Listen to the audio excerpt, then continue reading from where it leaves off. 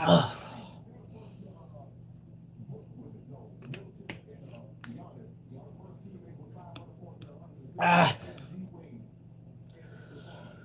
My amp unit.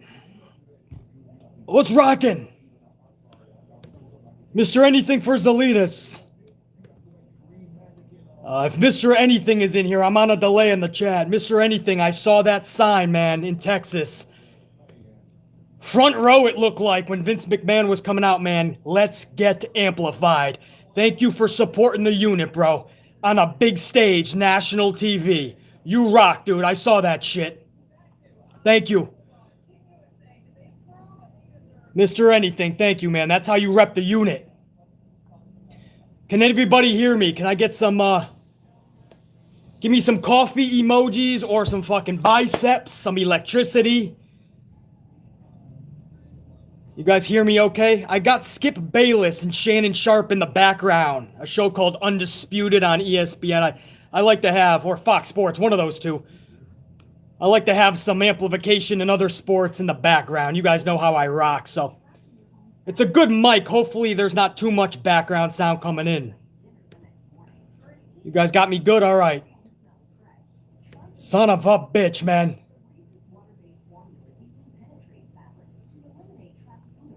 What up, Sheriff Rivers? At work, I'll be listening, though. Thank you, Sheriff Rivers, man.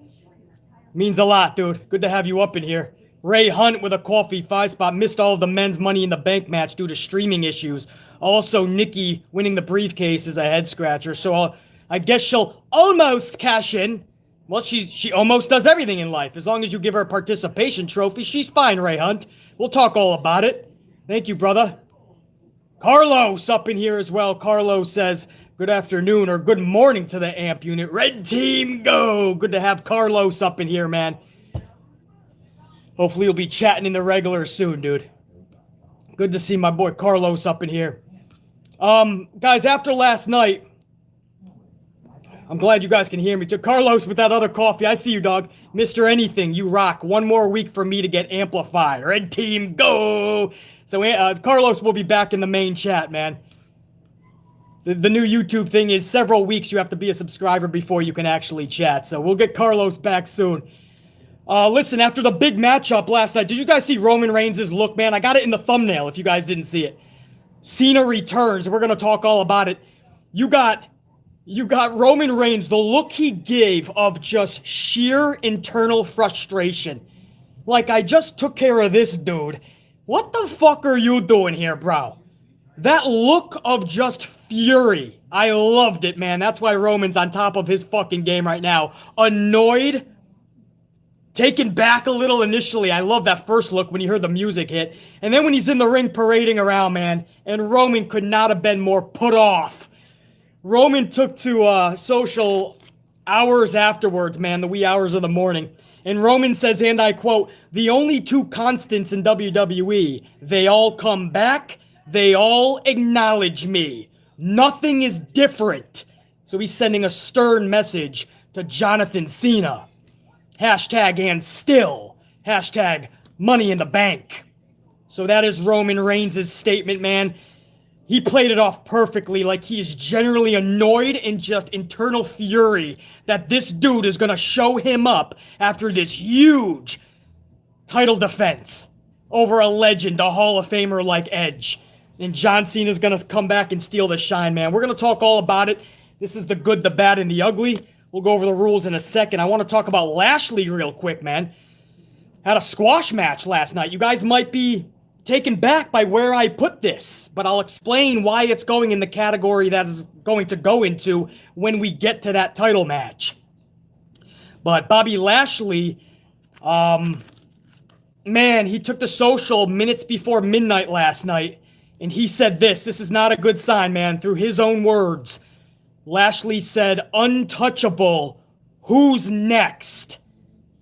That all but confirms what we put out there days ago, man. Once I heard the news, I made sure that I went live and we discussed it on this channel. But it looks like it could indeed, unless they're throwing a swerve, because that story broke out, maybe they're going to fuck with everybody. But it looks like Goldberg is, in fact, SummerSlam opponent for fucking Lashley's championship. Big E's another one we're going to get to, trust me. But he said, who's next? Now, you know that's Goldberg's, that's his saying, that's his catchphrase. Does Goldberg show up tonight and we get Goldberg thrusted into a title match? I have no problem if Vince wants to parade Goldberg out there. It's his company. If he thinks the music is going to hit and it's going to get people amped up, I get it. My thing is, why does it always have to be a title match? Can't this dude come back and put over some talent that is not quite in the title scene yet? It's always straight into the title picture. You gotta be more concerned with making the next Goldberg and beyond. Hopefully somebody even more powerful than Goldberg. Lashley's that dude. The way you booked him last night I thought was flawless. So is this just to feed him to Goldberg? So instead of making the next generation of superstar, we're gonna hang on to these dudes that only do 3 moves of doom. That's not shade to Goldberg, by the way. I just don't understand why he always has to go into the title matches. Lashley said after his win last night, minutes before midnight, he literally says, untouchable, who's next? Unless they're trolling us, I fully expect Goldberg to show up tonight. So that's a little bit of some statements made afterwards. Also, John Cena has put out a video. John Cena has claimed that he is going to kick off Raw tonight. So John Cena is not only back, he's going to kick the show off tonight on Monday Night Raw. So expect that, 8 p.m. Eastern Time. I think that's the news I got. This is the good, the bad, and the ugly. We're not your normal review show. We literally are going to dissect every single match. And we're going to put at least one tally. It can be as many tallies as I want. But we're going to put at least one in every match into one of these columns, good, bad, or ugly, depending on how we feel it best fits into a category, man. If it was a good match, if it was good booking, if everything was good mostly, it'll go into the good. If it was just bad, more than good, we have to be honest and put it in the bad. If something was absolutely ugly last night, we just have to call it out. This is a no bullshit review. We might upset some people. We might make people cry. That's fine, man. But it's got to be honest. Otherwise, I won't have a fucking channel. So this is how we do the good, the bad, and the ugly. That's the first rule. Every match gets at least one tally on the main roster. Rule number 2, you want to stay away from that ugly column. Because at the end, when we do the final tally, every ugly will turn into 2 bads. So that'll drastically change the outcome of if this was a good or bad pay-per-view. Rule number 3, if there's a tiebreaker, we then go to the kickoff show, which is absolutely mind-boggling that it was a title match, and the titles actually changed hands, and it was in a fucking pre-show. We're going to discuss all this. We'll probably talk more about that once I get to the Raw Tag Championship match in just a little bit. Wow! That's the opening, that's the cold opening. The cold opening and the opening monologue, all right? Let's get into it, guys. Hold on. Papo Jr., what up, dude, with those couple of coffees, 10 spot. About to head to work, but we'll be listening. After the women's ladder match, great pay-per-view. The kid in me popped for Cena, and I would have Seth and Morrison as a tag team and future team drip drip. Big E, much love, he says. Yeah, man, Big E. Couldn't be more prouder of that sumbitch. Glad you're listening even at work, Papo Jr. You tell the boss if he says anything. Priorities. BC comes first. And yeah, man, love Cena or not. I mean, how can you not enjoy seeing that dude back? I would have had it a little differently. I would have kept Aleister Black in the company and had Cena face Black. And if Cena's going to lose anyway, which he's going to Roman, I would have had him lose to Aleister Black. Aleister could have really used that. Instead, Vince goes a 360 totally the opposite way. 280, 140, 220. And he kicks Aleister Black out of the fucking company. And now we're going to get a rematch between Roman and Cena. But I think they're going to deliver based on promos alone. I don't think Roman and Cena are going to allow Vince to tarnish this storyline-wise. Papo Jr., much love and respect, dude. Thank you. What up, Youngblood 085? I'm sorry, man. I can fucking speak. More coffee is needed.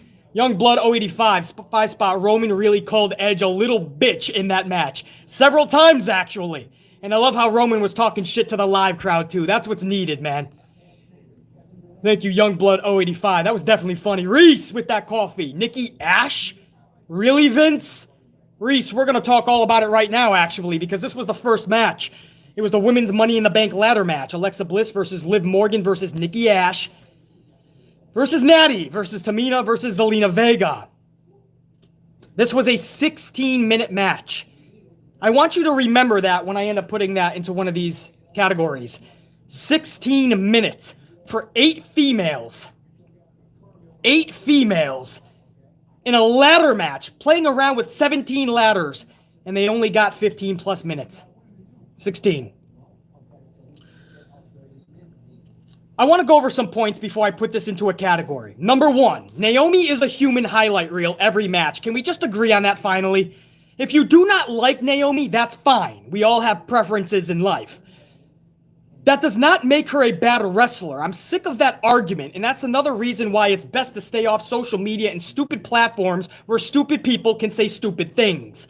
Naomi is a bad wrestler, yet every match, she's the highlight reel of said match. She literally always delivers. So I just wanted to send some props over to Naomi. She did it again last night. Number 2, this match was Liv Morgan's calling card. Liv Morgan was the breakout superstar of that match. If you didn't see it, take my word for it. Number 1, number 2, go back and check it out. You're going to be so happy with Liv Morgan because this was her breakout match. You could say it sucks because it was with 7 other females. You could say it was pretty damn cool because it was with 7 other females. But after that performance, you could easily say that Liv Morgan should have probably won that match. Liv Morgan was all over that match. Like a dog pissing to make his territory known, Liv Morgan was everywhere. Number 3, Zelina Vega, I feel has put to rest any talk that she should just be a manager and any debate that she can actually put on good wrestling matches. It was never more clear after last night. Not only can Zelina Vega go, she has a lot to offer. That was with 7 other females in that match. She did more than hold her own. We remember the matches she had with the Sashas and the Asuka. She can rock, man. Give her a real chance. I'm proud of Zelina last night. I'm even giving props to Nattie and Tamina. I know. Generosity here, man. But they were the foundation of that match. If you go back and watch it, many of the spots revolved around them, right? You need to be the foundation for the faces to hit all their spots. There needs to be that common ground. There needs to be the structure to take all of those moves. If you go back and watch, man, Nattie and Tamina were focal points in that match. This is a hard match to put on, these Money in the Bank matches. The chemistry, remembering spots, where you should be at what time, and you're only given 16 minutes with 7 other females. It's hard. I'm not going to sit here and trash Nattie and Tamina for sure. They were a foundation in that match. Number 5, Asuka. She was the lost wrestler in this match. Can we all agree? When this match was all said and done, you're not going to remember a lot about what Asuka did in there. That's a shame because Asuka's really, really fucking good. And she was kind of the forgotten wrestler in this son of a bitch. But on the flip side, however, I like how they took Alexa Bliss out. If Alexa was not going to win this son of a bitch anyway, with that character, you have to have some big way that she did not win. So they covered her with 17 ladders. A little exaggeration. And you say, BC, she could have kicked out of some ladders? Listen, this is a company that has their superstars never kick out of fruit roll-ups. They can't even get their shoulder off the mat with fruit roll-up victories. Time after time, match after match. I'll take 10 fucking ladders. It took a whole team. All 7 other females had to team up on Alexa. That's a badass way to take that character out. So I didn't mind that as well. Finally, Nikki Ashhole. Nikki Ashhole wins this son of a bitch by sneaking past the remaining participants after Alexa was covered by all the ladders on the outside. 6 other females climb to 3 ladders and they start brawling. Nikki Ashhole climbs over everybody like nobody felt her. Nobody knew that this little superhero, I'm sorry, almost, not quite. She climbs over everybody. Nobody gave a fuck to say, hey, she's gonna get it. No, let's just keep fighting. I'm not gonna let you punch me. I'm gonna punch you back. But she's about to grab the optics were horrible in this son of a bitch. Horrible. So Nikki Ashhole gets over everybody, and she's taking her time. You could have made her a cup of fucking coffee. Give her some espresso. Make her a fucking, a nice pizza pie. Because she'll sit there with her feet kicked up. Nobody was lifting a muscle, a finger to do anything about her. And she just unclips it like nothing. Like she's on a Sunday cruise on I-95. Unclips it. And Nikki Ashhole is your... Listen, I can't... Do I like this decision? Let's ask that question.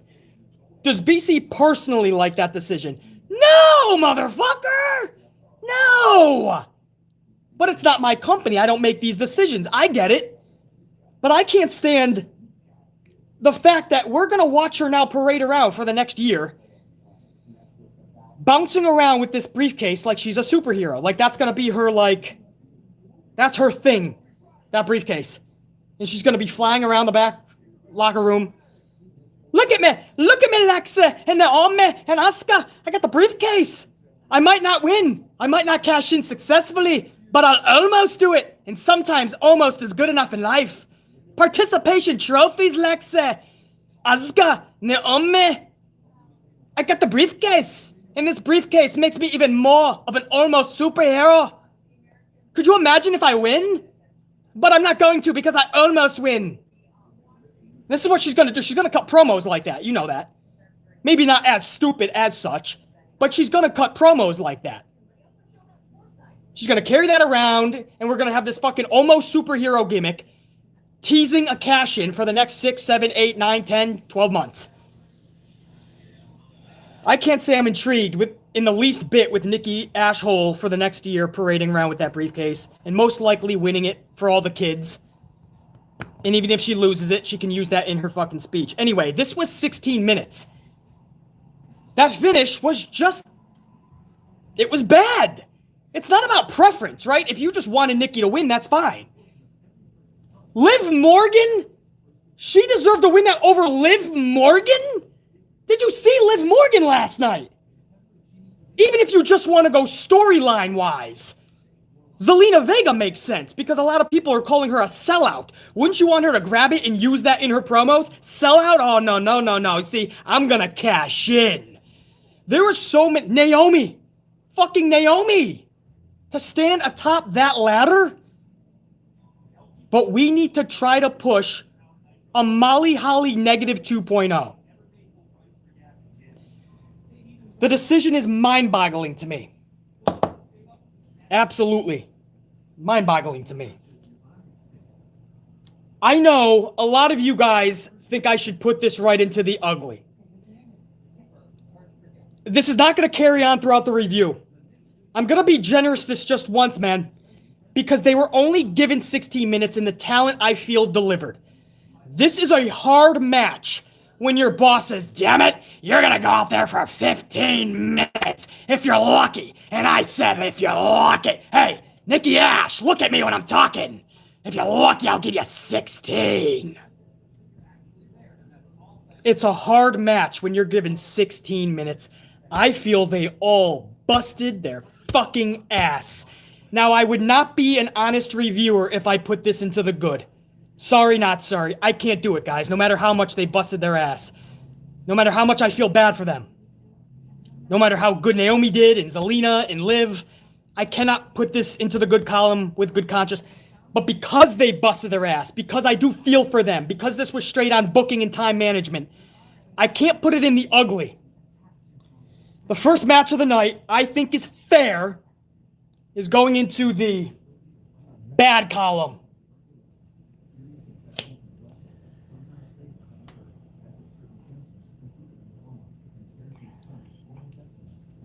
Is that fair, unit?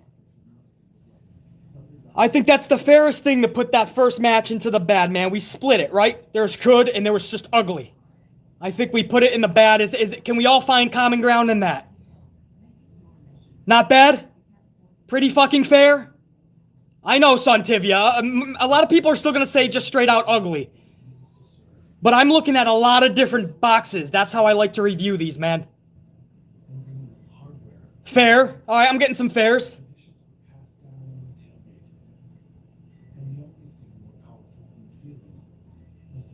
A lot of acceptable, very... All right. Very bad. Okay, yeah, I don't have the very bad. All right, so then we're going to put that into the bad column, guys. And I think that's pretty fair. If you're just joining the stream right now, go back and catch this later. I'll tell you exactly how we came to bad. There was some good. There was a lot of ugly. I think it's fair to put this son of a bitch into the bad for now anyway. Going into match number 2. Now that we're starting off not very good.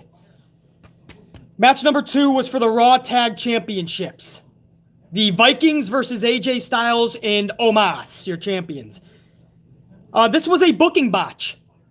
We just have to call this exactly what this is. This was a booking botch, as the Usos versus the Mysterios is a much bigger storyline than those two teams, than the Vikings and AJ and Omos. The storyline is much bigger with Usos, Mysterios. That's your main event on SmackDown, along with Roman and Edge.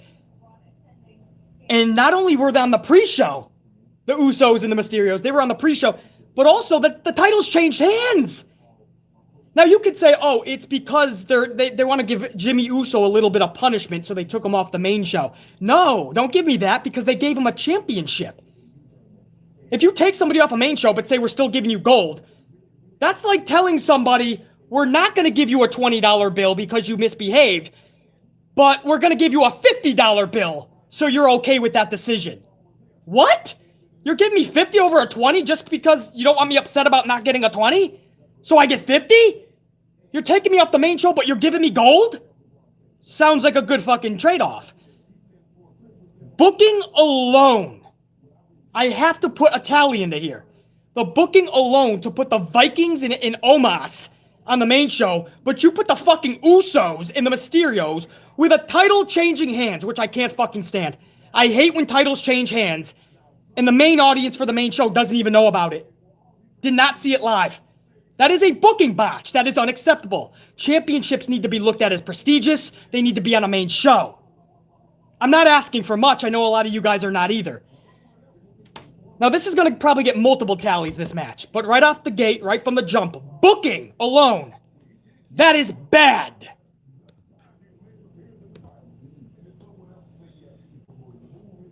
That one did not last long, did it?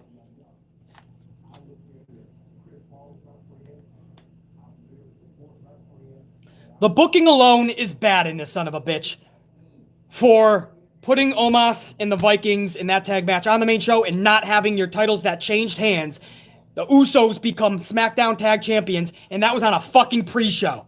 It's unacceptable. They're not punishing Jimmy by taking him off. They gave him gold. This is just a booking botch. Now, however, hold on. I'm not done. The match was actually good. Again, I don't want to penalize the wrestlers just on booking. If the match also didn't deliver or other boxes were left unchecked, absolutely, it would go into the ugly probably. But they delivered. Again, the time in this match, what did they actually give them? 14 minutes was this match. That's not a lot for a title match. It's not a lot. AJ Styles had to do all the heavy lifting. I take that back. Omos did a lot of heavy lifting, but the match was carried on the back of AJ Styles and the Viking Raiders. But it was 14 minutes, and they busted their ass, and somehow, within the 14 minutes, I shouldn't say I'm shocked, it's AJ Styles, and before they got to the main roster, we know how damn good the Viking Raiders, the War Machine, actually is, or was, so I'm not shocked this was a good match. But it was needed with the booking botch. It was needed because it was only 14 minutes, and they delivered. It was actually a good tag match. For that reason, I'm not going to penalize the wrestlers here. The booking of that Raw Tag Title match got a bad. The actual match is getting a good.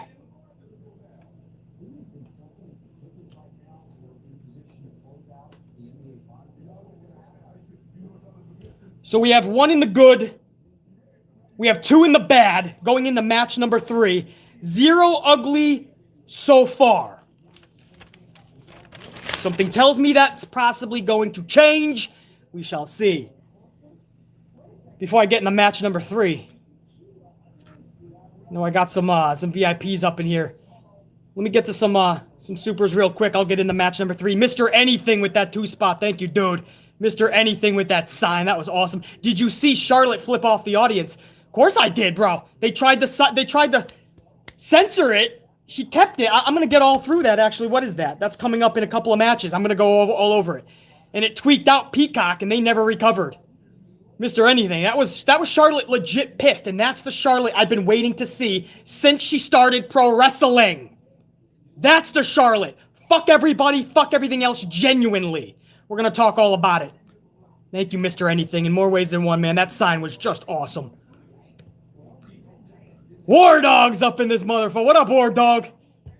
War Dog with a couple of coffees. Did we talk about how we were disappointed as fuck seeing Nikki Ash Ketchum winning the briefcase and how we were happy as fuck seeing Big E win the case? Salute the BC and the AMP unit. Right back to you, War Dog. Much love and respect. Always good to have you. Not just in the chat, man, but one of the first ones always, War Dog. Yeah, dude. Tale of two tapes with Nikki, Ashhole, and Big E. One of them, clearly the right call because it's needed. It's what people want. And the other one is leaving people mind-boggled. But yeah, we already went over the women's Money in the Bank, War Dog. You probably already heard that. We're going to get to the men's in just a little bit. Or what the fuck we saw of the men's one. Peacock absolutely had an aneurysm during that match. War Dog, you're the best, brother. Got a few more, guys. We'll go over to match number 3. I got Sheriff Rivers with another coffee. Sheriff Rivers says, did you see Asuka look at Nikki, get the case, and literally go back to fighting the other? Yeah, man, that's what I mean. If you go back to this, watch everybody. The optics were absolutely trash. The match, good. The finish, which is no fault of their own. It's a weird finish on paper for Tyson Kidd and Vince McMahon to actually go and do. And I blame McMahon more than anything because he's the one who makes every final decision. So I can shit on Tyson Kidd all I want. All that you want. Vince is allowing this to happen for 10 fucking years, these type of finishes. At least you can't have a fruit roll-up in a ladder match, but leave it to Vince. Money in the Bank 2022, you'll see somehow a fruit roll-up end that match. But this is the shit that I mean, man. On paper, it looks so bad.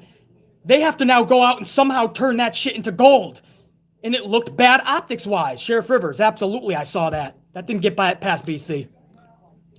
Yo, Peyton Joshua 18, how you doing, brother? Good to see you up in here. Thank you for the coffee. Peyton Joshua 18. What's worse? And she climbed over Liv, who should have won. Bullshit, because Liv was amazing. That was her breakout match, I feel. I know it was a ladder match with 7 other females, but that was Liv Morgan's calling card to the wrestling world. We'll always remember that match for Liv. I truly believe that. Peyton Joshua, I would have had Liv way over Liv or even Zelina, because storyline-wise, Zelina makes sense. People think she sold out. Now she's cashing in. It's sitting in their lap. Even Naomi. There was options in there, man. Asuka, I would say, but Vince doesn't know what to do with Asuka if she won. We saw that. He wouldn't know what to do with fucking Naomi either, trust me. Zelina at least would be a better storyline. Now we're just gonna have fucking Nikki Ashhole running around the locker room with that fucking briefcase, talking about how she's almost this and almost that. She almost ate a fucking bowl of cereal. She almost got in a taxi cab. She almost had sex the night previous with Killian Dane. She almost got ran over by a car. She almost became a bus driver before becoming a pro wrestler. We almost give a shit. Anyway, what the fuck? Yeah, Liv Morgan, Peyton Joshua. I can't agree more, man. Thank you, brother. Carlos, another coffee up in this bitch. Says a great gimmick has just been wasted on a super failure. A super failure. Brah. Nikki Cross. If you just booked Nikki Cross as the badass that she is, and the old school Nikki Cross gimmick, have her win, the whole wrestling world is like, fuck yeah. I bet you. If I'm a betting man, I would say most people would be happy of Nikki Cross winning. Why the fuck do you have to... I don't care if this was her idea or not, and her and Killian Dane spent 6 months trying to comb over this fucking gimmick. I don't know what took 6 months.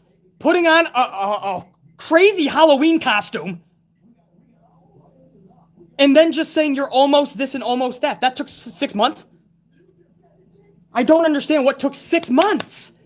This was not needed. Just let her be Nikki. Carlos, I understand, man. I'm getting amplified here. I already went over it. Thank you, brother. Andre Williams with a coffee. Andre Williams, thank you, man. Good to see you up in this chat, man. Welcome to the unit. You've been subbed, obviously, for a little bit now, I'm guessing, but thank you, brother, for the coffee. Javi Woo's up in here. Javi Woo 31 with that 2 spot. No more split audience for Cena after that pop. There's an old saying, man. Absence grows the heart fonder, right? People were going to cheer Cena more than ever before. He's been gone for so long. And I was never a big Cena fan. I can't say I am now. I'm just not a big Cena fan. But it's good to have this dude back in certain stitches. It just is. This was one of those times. I would not have him in Roman, but I do feel it's going to be fun. But I've already seen it. I feel Cena, he's going to lose anyway. I feel he could be putting over somebody that could really use a big victory over John Cena. But it should be fun nonetheless. Javi Woo 31. What a pop that was, man. Him and Edge, I think, had pops of the night. Definitely the pops of the night. Javi Woo 31. Thank you, brother. Joey's Adventures is up in here, man. Salute for a coffee. Joey's Adventures says, I noticed for the second time in a row they called one of Alexa's moves Sister Abigail. Unless that seeds Bray's return, I think they should rename it. I think they're going to do something upon Bray's return with Alexa again. I don't think you've seen the last of them two. I'm not saying that's needed, wanted, right, or wrong. But don't be surprised, Joey's Adventures, if you see Bray Wyatt linked up in some way with Alexa Bliss going forward. Joey's Adventures, thanks, man. Let's get into the third match of the night. So far, we have 1 in the good, 2 in the bad. Now, you're thinking if you're just joining the stream, okay, there's only 2 matches that you went over, BC. Why is there 3 tallies? The Raw Tag Title match got 2 tallies. 1 for bad booking, so that went in the bad. And then it was actually a good match, so I put it into the good. The first match, the women's ladder match, that had a lot of ugly. I already went over why. It had good. I felt the most fair thing to do was put that first match into the good column. So here we are going into the third, and we have 1 in the good, 2 in the bad, 0 in the ugly. That's good, because if 1 goes into the ugly, that gets crossed off in the 2 bads in the final count. Stay away from the ugly. So far, they're doing such. Now, the third match was the WWE title match. This is Bobby Lashley taking on Kofi Kingston. No shit, this was a 7-minute match, guys. Bobby Lashley gave Kofi Kingston one of the biggest championship match ass whoopings BC has ever fucking seen. And I gotta be honest, man. Some of you may not like where I'm about to put this. 7 minutes title match? BC, you're always talking about time matters. Believe me, I understand that. And I love Kofi, as I'm sure most of you guys do. But we need performances like this in professional wrestling. We need to build superstars. This is how you truly build legit superstars. This is how you do it. Performances like that with somebody that is not going to lose a lot. The truth is, Kofi is already made and Kofi is already established, guys. Kofi is not going to lose much from this at all. Kofi Kingston with Kofi Mania and all that, Kofi is going to be fine after this. I'm telling you. This helps Lashley a hell of a lot more. Makes him true beast status. Lashley needed this victory in this way. Up next, whether it's Goldberg, Lesnar, McIntyre's cousin, the Loch Ness Monster, Davy Crockett comes back from the yonder. It doesn't matter who's next for Lashley. This was actually, it does matter. I'm going to get to Goldberg in a second. But this is how Lashley needs to be built. Exactly, lug nuts. Exactly, an almighty ass whooping. Guys, this wasn't just a good match for BC. No, the match itself left more to be desired if you're talking about skills and flips and dives and all that. What was needed here? This is how I would be booking Bobby for an entire year. And for one night on July 18th, 2021, I got what and how I would have booked Bobby Lashley. This isn't just good. This is what I call great. You guys know my tier system. I have absolutely tragic and ugly. I have disappointing. I have bad. I have decent. I have good. I have great. I have awesome. And I have epic. I have all these tiers. This was beautiful. This is needed in pro wrestling from time to time, and this was the perfect time. A great is the same as an ugly would produce 2 bads. A great produces 2 goods at once. So that 1 is now a 3. Bobby Lashley booked like a fucking beast. There's a crazy concept.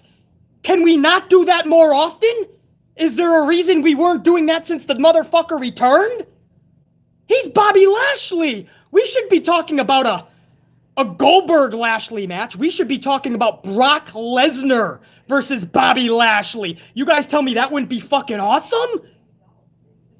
But instead, we're talking about Goldberg. Now, I'm telling you right now, you guys want to hear amplified? You want 2.0, 3.0? If all of this, if that last night, a beautiful, much needed at the right time squash match was just to have Lashley get squashed by Goldberg at SummerSlam, I am going to get amplified like you have never seen before. Mark those words. Unacceptable. I am hoping they don't even go through with Goldberg and Lashley. But again, if you guys are just joining the stream, 2 hours after Lashley won that match last night, Lashley took to social and he said, and I quote, "Untouchable, who's next?" Lashley said, "Who's next?" in his post. That is Goldberg's phrase. We expect Goldberg to be on the show tonight. I hope not, man. I hope that's just a troll job. But if you tell me that that match last night was just to have Goldberg tool on this guy next month, fuck that and fuck you, Vince. Unacceptable. Best word I can give you. Unacceptable. But for now, I'll wait to see if that unfolds the way we hope it doesn't. Hopefully it's a swerve. Hopefully Brock Lesnar's music hits and we get Brock versus Bobby. And then that booking makes total fucking sense. But the way he squashed Kofi and then him saying who's next afterwards, this is either a major troll job or they're literally bringing in Goldberg. We'll see. But that was great, man. We need those in pro wrestling from time to time. I always talk about how championship matches need to be longer every once in a while. Just a little bit. Just a little bit. You need to have somebody smash a motherfucker. This was good shit, man. Guys, honestly, thank you on the ups too, man. I just saw that we're over 150. I appreciate that, man. I didn't even get a chance to say thank you on that. That's going to help the channel later with the algorithm. I appreciate it, guys. I think it's over 150 anyway. I'm on a delay. So that was match number 3. Bobby Lashley B status. I hope this doesn't lead to Goldberg and Bobby. But that gets a great, which is 2 goods at once. Just like an ugly turns into 2 bads. So I don't have a great column yet because the company doesn't do enough great shit. If they keep doing that, I might have to put a different column up. Before I get to match number 4, guys, which was Rhea Ripley taking on Charlotte Flair, for the Raw Women's Championship, I just want to go over a few more of my supers, make sure my VIPs are taken care of, and know that the respect is reciprocated. And I want to start off with Tribal Empire 80, $4.99 coffee. Tribal Empire. Good to have you up in here. Thanks for the coffee. Cena is on Raw tonight. Yeah, he said he's opening the show tonight. John Cena is going to open Raw tonight, Tribal Empire 80. They're going to tease him taking on Lashley, I think, but we know who he's going to fight, which is obviously Roman Reigns. Yeah, Tribal, there's definitely going to be a tease. The real question is, who's it going to be for Bobby? Goldberg, Brock. And all signs are pointing to Goldberg. I hope that's not the case. Tribal Empire 80, thank you. Cyan Elite 4K, formerly known, right? FKA, Undisputed. Cyan Elite 4K, good to have you up here. Peacock was fanboying on Twitter instead of fixing their app. What the fuck? Yeah, I know, man. I think they were tweaked out by what Charlotte did. We're going to go over it right now. Charlotte and Rhea Ripley, match number 4. And what Charlotte did, I think, tweaked out Peacock, and they never recovered, man. And then we lost the majority of the men's ladder match because of it. Cyan Elite 4K, I couldn't have put it better, bro. Much love and respect. Good to see you up in here. Hey, Murder Hornet with that coffee 5 spot. SHIT in the bank. You'll be surprised, Murder Hornet. I don't know if you caught it or not. We're going over it now to see if it was really good or not, but first initial thoughts, I thought overall this was not a bad pay-per-view. We're going to see what we end up with together. But this was actually one of the better ones, Murder Hornet. I feel. I could be absolutely wrong. I might put 3 uglies in a row and this turns out to be bad. I don't know. Murder Hornet, thank you. Mr. Anything for Salinas, 5 spot coffee. meeting Nikki Cross in 2018, and I said, I hope she's with Sanity on SmackDown. That put a smile on her face. Like, that's what she really wanted. Of course, she loved that character. She was good. We all got behind it. And then Mr. Anything for Salinas. Vince didn't want to do jack shit with her. She has to go home and think about this fucking wild idea. Then Vince McMahon most likely turned it into an even more obnoxious character. And now she's going to be running around with a briefcase, with a cape, with a fucking superhero mask on, and dressed up in a 9-year-old's Halloween costume. I don't get it. Mr. Anything, again, I can't say thank you enough for that sign, man, and repping the unit. Thank you for the coffee. Joey's Adventures with another $4.99 coffee. Reigns versus Bryan, first ruined by Bryan, and then almost ruined by Peacock. Someone hates that match. Oh, you mean Reigns versus Edge, you mean, right? Ruined by Bryan. And then last night it was almost ruined. Yeah. I told everybody that Edge versus Roman was going to be amazing, and that should have been at WrestleMania. Instead, there was a portion of fans that wanted Daniel Bryan in this match for some reason. They needed Daniel Bryan in Edge versus Roman at Mania just to make it a triple threat. And BC was like, what are you doing? This is a dream match. And of course I was right. This isn't a pat on the back. This isn't my fucking ego. I was right because I knew I was going to be right. I was right all along. You look at what Edge and Roman did last night, and then you look at the triple threat at Mania. What would you watch over again? You would watch the match last night. Unreal, bro. I tried to tell everybody. There's certain people in this community that they don't want to fucking, they're hard-headed, and they got people that listen to them, and then they go and spew the fucking same word, and before you know it, it's off the rails. Everyone's just playing follow the leader at that point. And I'm trying to make everybody think, guys, stop. Daniel Bryan in this match at WrestleMania is going to make it worse. You're going to get some yes chants. Who the fuck cares? This isn't 7 years ago with the yes movement. Oh, bro. It was vindication last night with that match. Even the people that were saying Daniel Bryan has to be in this match, the people that were saying Edge looks too old, the people saying Edge versus Roman is going to shit the bed, even those motherfuckers were talking about how great this match was last night. Yeah, a little bit, just a little vindication for B motherfucking in this community. I was right all along, as I always am. Why people doubt BC, I have no idea. Keep doing it. I know what I'm talking about. Joey's Adventures. Thank you, dude. Who's up in this motherfucker? I see you. Who is that? I'm on a delay. Kevin Heffernan. Always good to see Kevin Heffernan up in here. The Fiend and Alexa should reunite. Right? The wrong. Yeah, I don't want to see them battling, man. I want to see them correct Alexa. Perfect way to say it, Kevin. Correct Alexa, and let's have what should have been from day one. I don't mind Alexa being with the Fiend. I need the Fiend to be booked properly for the actual matches. He needs to start winning those big-time matches, not losing to Goldberg in 6 minutes for the championship, not losing to Rollins inside of a Hell in a Cell. That needs to be corrected. Alexa Bliss's character needs to be corrected. Absolutely agree, Kevin. Murder Hornet, another coffee, 5-spot. Kofi survived Lesnar. He'll survive Lashley. That was a good call. Yeah, I like the call by the old bastard in Stanford. Maybe he went to the fucking bathroom and had somebody else take over for him for a minute. And that's what he couldn't get back in time to rip the script up. So Lashley got that beast booking last night. And I absolutely agree that the call was a great match. That was a great call. It gets 2 in the good. And that's why I have 3-2. Murder Hornet, good to see you up in here, man. Salute. Thank you for another coffee. Peyton Joshua, 18, with another coffee, $4.99. I loved Bobby versus Kofi. This is how a big man should handle a little man. I said it last night. This match ended exactly the right way. We love Kofi. Absolutely. The big dudes have to be big booked. That doesn't mean little dudes can't come in and fuck shit up. Adam Cole, for instance. I don't mind if Adam Cole has a 20-minute match with Lashley. Make it make sense. Make it believable. Let Adam Cole rock. Johnny Gargano, who I fucking love.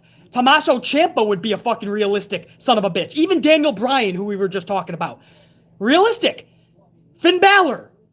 Little dudes could absolutely fuck up the big dudes. But there comes times where you have to take these big dudes and book them like big dudes. B status. You just have to. You can't just worry about bringing back Goldberg every year, twice a year.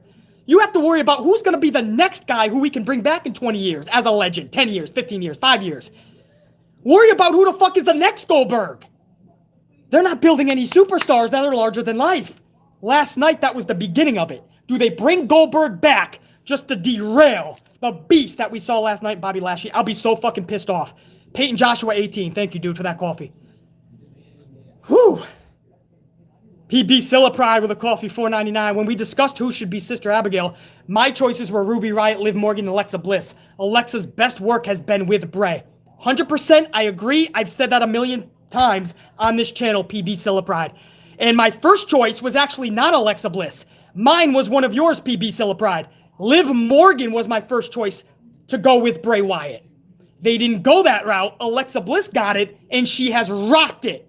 This last month or 2 months, it has been derailed. Without Bray Wyatt totally stealing, or actually Vince gave it to her, I can't blame Alexa, to totally jack Bray's gimmick and just give it to her, I think it has done her more bad than good. PB Silla Pride, thanks, dude. We'll get to match number 4 in just a second, guys. We're about to get to Rhea Ripley versus Charlotte Flair for the Raw Women's Championship. Just give me a second. I got some more VIPs I have to attest to and make sure that that love and respect is reciprocated. Oh, shit, we got a bunch more. Hold on, man. Hold on, man. We got a bunch more here. Oh, fuck. All right. I don't wait to the end either, guys, man. I'll stay here as long as I need to, but we're going to get... there's a lot of supers usually, and I don't want to just do a fucking hour long at the fucking end. So come back and watch later if you can't stay live. But we are rocking this Live. Live. Carlos, another coffee. BC, don't even say that joking. If Lashley goes down to Goldberg, I won't be responsible for what I say in the comment section. Carlos, I hear you, bro. Thank you for the coffee. It looks, they're teasing it, man. Bobby Lashley literally said after his win, untouchable, who's next? That's Goldberg's line. So unless they're totally trolling, not only would we get that match, I believe Vince would have Goldberg totally squash Lashley. In which case, I wouldn't be held responsible either, Carlos. John Vermetti, a 2-spot. Thank you, brother. Always good to see John Vermetti. I believe that's repping Quebec, right? No words up in this one to remind BC, but I believe. Either way, John Vermetti, I appreciate it. Rachel Rocca! What up, Rachel?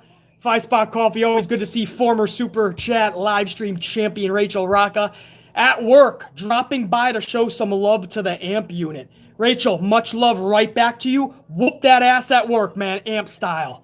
Good to see you, Rachel. Much love.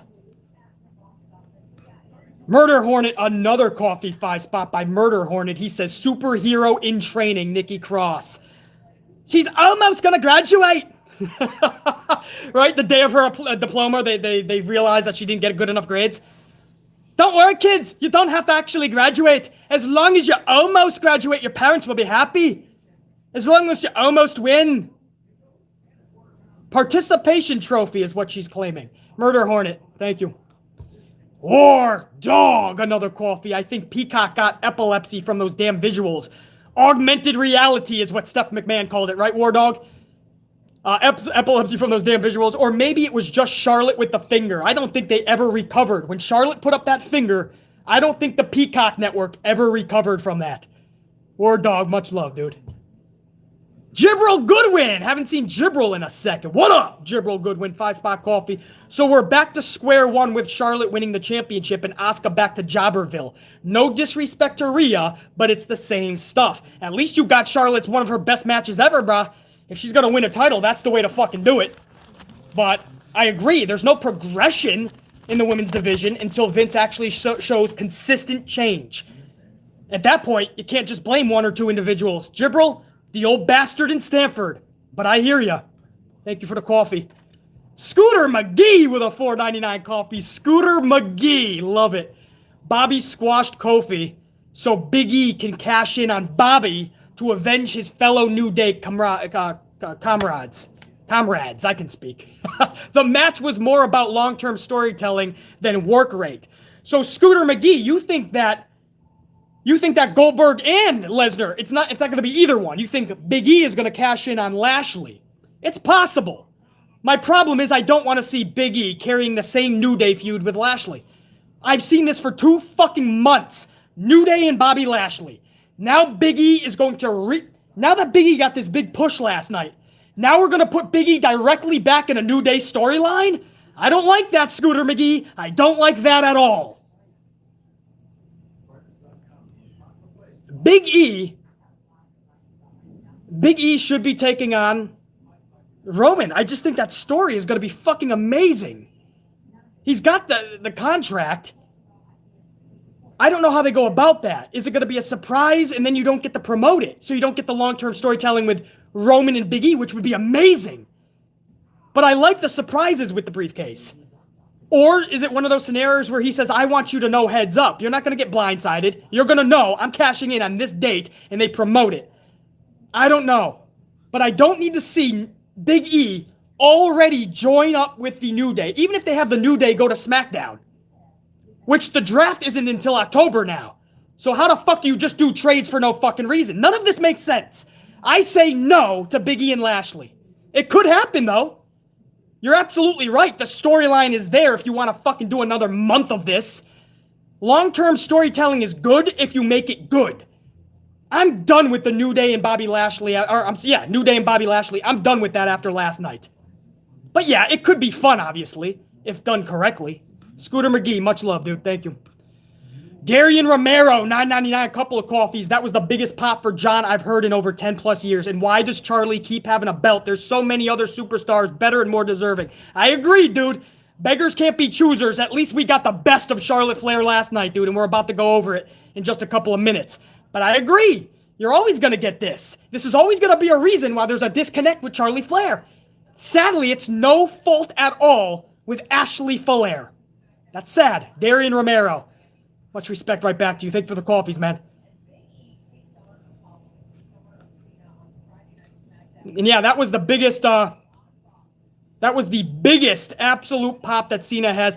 Cena actually did a promo afterwards, and he literally said to the live crowd, he says, man, all the times I've been in this building and you booed the shit out of me. He said, now you cheer me? I just had to go away for a little bit. A little bit. Anise Sir War. What up, Anise? Hopefully you're feeling better, dude. $9.99, a couple of coffees. Hey, yo, what's up, BC? What's up, Anise? How you doing? Happy that I kicked out at 2. Oh, good. You're doing good, man. Good. You kicked out at 2. Now stronger than ever and going on day 55 of the never-ending reign of the live stream championship. Rachel Rocca might have something to say about that soon, man. But for now, Anise, salute with that championship, man. I'll have that defended soon, I assure you. Anise, much love and respect. I'm glad you're doing better, bro. Life of Jay with a $4.99. JD said that even The Rock shouldn't beat Roman because of his dominance. What do you think about this, BC? I love my boy JD, but the problem is, he's wrong on this one, man. I would love to see The Rock claim that shit and then put that shit up, or Roman takes him out to where he can't even defend that shit and Roman gets it back. But I wouldn't have Rock just come back in this big family dynamic and he just loses and rides off into the sunset. I don't see that happening unless Roman was this big face, and then it makes sense. I see The Rock doing this, and within that loss, sometimes there's victory in losing. By that point, Roman would have been undefeatable. Nobody can beat this fucking guy for over a year by that point. So you have The Rock win, and then Roman turns into the biggest badass motherfucker we have ever seen in the business. 4 times what Triple H used to be in it during his high point heel run. And Roman Reigns beats the fuck out of The Rock so badly, The Rock can never fucking compete again. So his last actual match is the title win. The Rock wins in that scenario, and Roman is on a fucking tear like we have never seen. Goosebumps! I just gave myself goosebumps with that booking. I'm so creative, guys. That sounded egotistical, but I get so creative with these type of stories. I could think of so many awesome scenarios to have The Rock win that strap, have this epic moment, and then this turns Roman even more of a legit, on a tear, get the fuck out of my way, you're about to be bashed to a brick wall heel character. I get so excited with that. So, I mean, much respect to JD, man, but we just have difference of opinions on a lot of things. He also said Daniel Bryan should be in that Edge-Roman match at WrestleMania. We know that he was wrong on that now. There's certain things that you can respect somebody, but you can disagree with them because you know there's better. You can rest on mediocrity or you can get better. Edge and Roman was a dream match. For those that didn't know that, after last night, they now know this. But differences of opinion, man. What can you say? Thank you, Life of Jay. Unique Butterfly with a Kofi 5 spot. I was hoping that either Liv or Zelina won the Money in the Bank. Alexa had no business being in the match. I'm so proud of Big E. Edge and Roman rocked. Period, Unique Butterfly. Alexa had no business in the match. Luckily, they saved the character as much as possible by burying her with ladders. At least it's not a roll-up. And again, Vince will find a way to do a roll-up in a Money in the Bank ladder match. So I'll take that shit with Alexa. As far as being proud of Big E, I think most of us in the wrestling community more than proud of Big E. And Edge and Roman, that was easily what you could call match of the year candidate. Not saying it was the match, but you can put that in a top 10 so far. Because the first 8 was a little slow. The following 25 minutes, they turned that up to an amplified status. Unique Butterfly, much love. Good to see you up in here. Whoa. Damn. I haven't even got to match 4 yet. I'm getting there, guys. Match 4 is Rhea and Charlie. I'll be getting to that shit. Awais Rafiq, 2 spot. Awais Rafiq. Hopefully I said that properly. Hi, BC. It's been a while. We want Sasha. I can't wait. I expect Sasha to come this Friday. Becky Lynch is supposed to be coming too. She was there last night, as BC reported that she was. She did not show up in front of the live crowd. It'll be interesting. Does she show up on a Monday Night Raw, a SmackDown? And if so, is it the same night as Sasha Banks?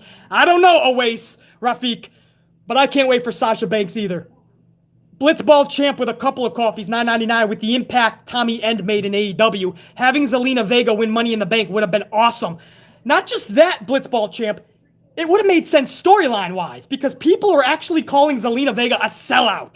So why not use that and be like, sellout? No, I'm beyond the sellout. I'm about to cash in and laugh at everybody for being so upset that she made a grown-up decision. Blitzball champ, I would have made that a fucking into the storyline. Thank you, man. How? Kevin Heffernan, another $1.99. The hypnosis gimmick Alexa has is stupid. I can't stand it, Kevin. And I think this is the best Alexa work that she's ever had.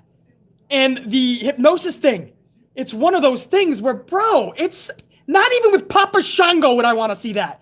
And I don't mind the voodoo, if done correctly. The fucking gunk coming down Ultimate Warrior's face back in the day, or even Randy Orton puking up the gunk, the black gunk. I don't mind it. I liked it with Papa Shango. It made sense. I can deal with that with The Fiend and Alexa. The hypnosis?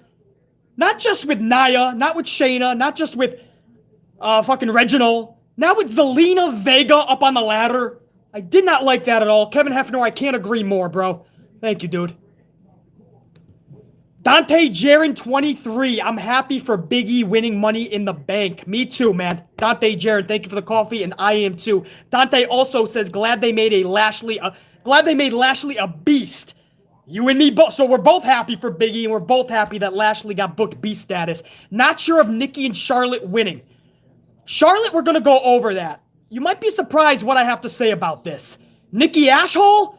This is just stupid. That should have been Liv Morgan's, Zelina Vega's, maybe even Naomi's. Asuka, I think Vince would just tarnish her from the jump.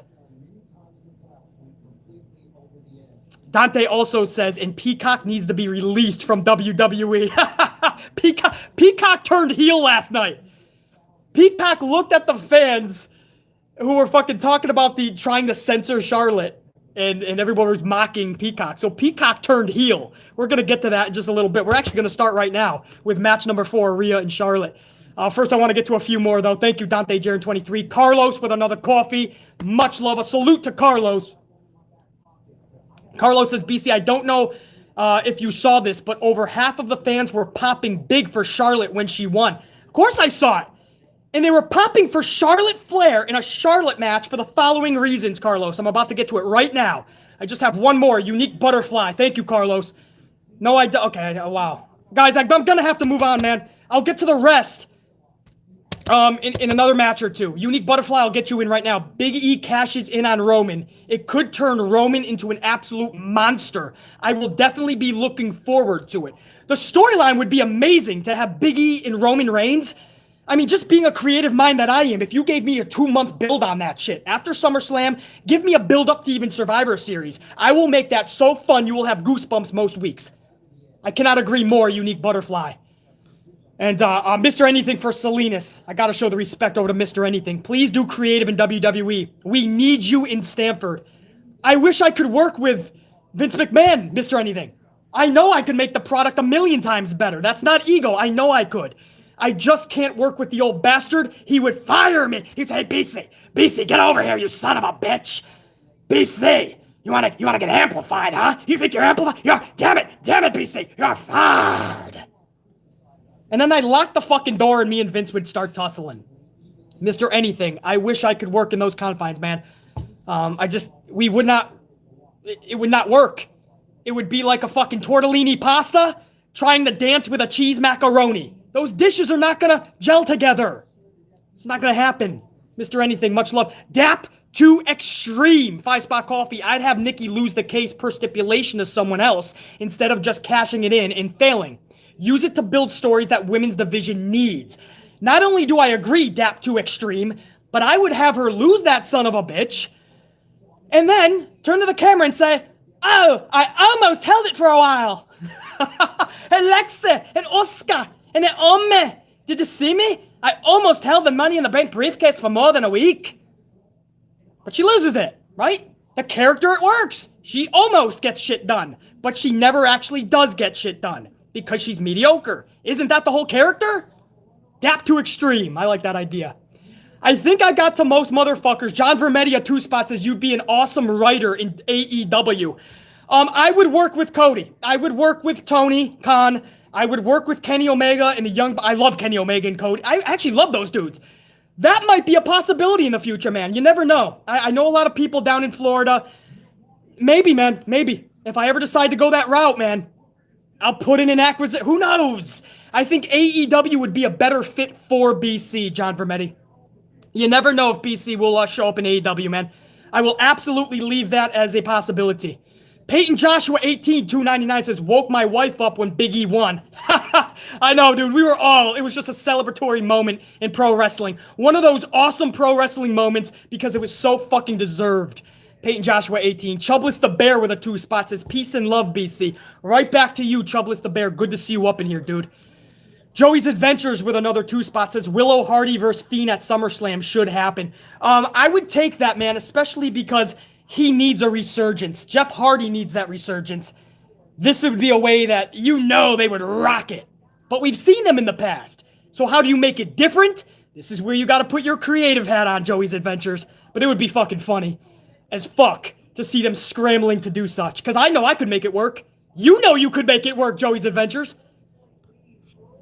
I get everybody here, man. I'm trying to get everybody before I get the match number 4. SOS TDM 617, another coffee 5-spot. First coffee, actually, for this stream. Good to see SOS. Big E, Lashley, Edge, and Roman, plus Charlie, Flair, and Rhea Cena returning.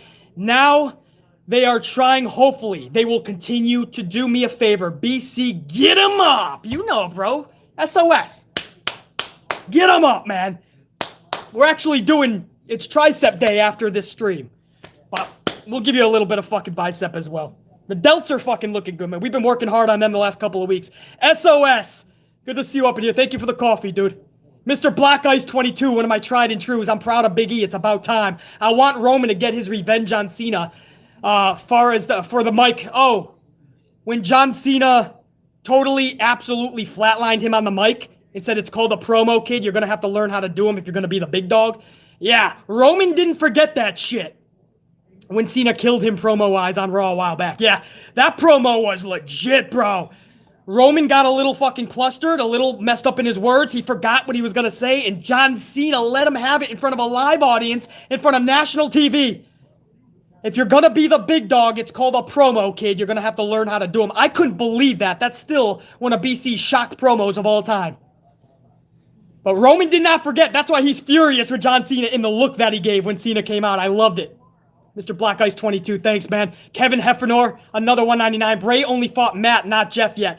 Yeah, but Jeff was in that storyline. I remember they were doing one of those compound matches, and Jeff was in on that as well. So he was involved in the story. That's what I'm talking about. But yeah, Kevin, I will absolutely do them one-on-one and let that character of Jeff really shine through, man.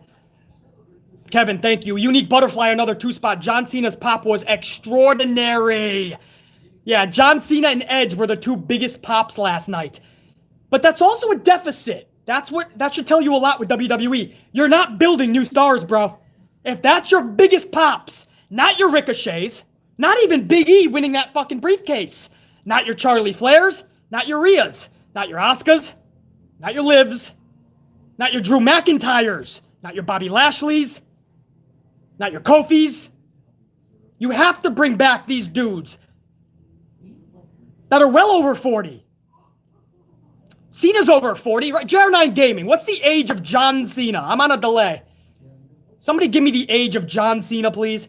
Thank you, Unique Butterfly. Whew. Before I can drink some coffee, let me get some water after all that, man.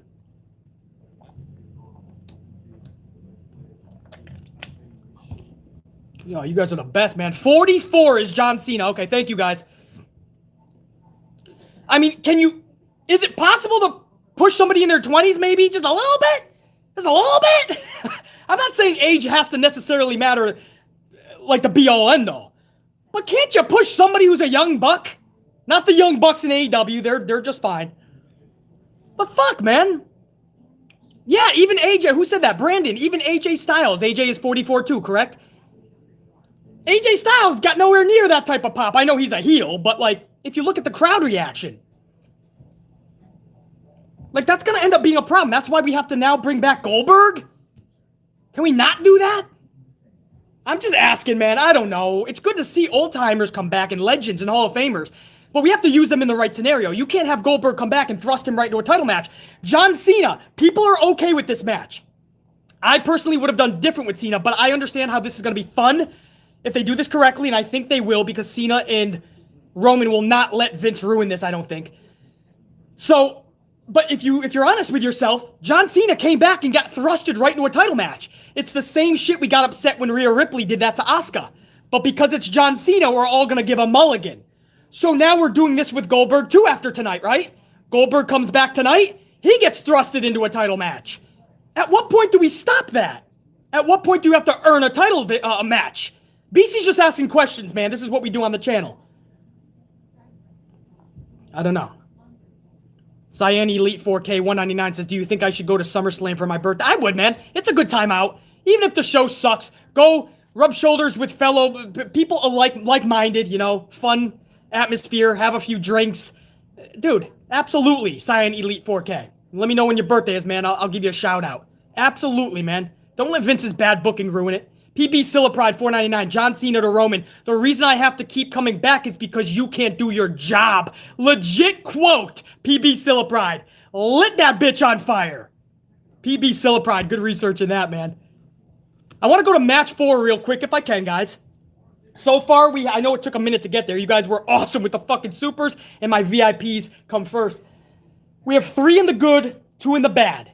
If you're just joining the stream and you don't know how we got that, you're going to have to go back and watch later, man. We went amplified on that ass for the first few matches. Match number 4 is the Raw Women's title. Rhea Ripley versus Charlie Flair, Charlotte. This was a 17-minute match. Early on, we want Becky chants.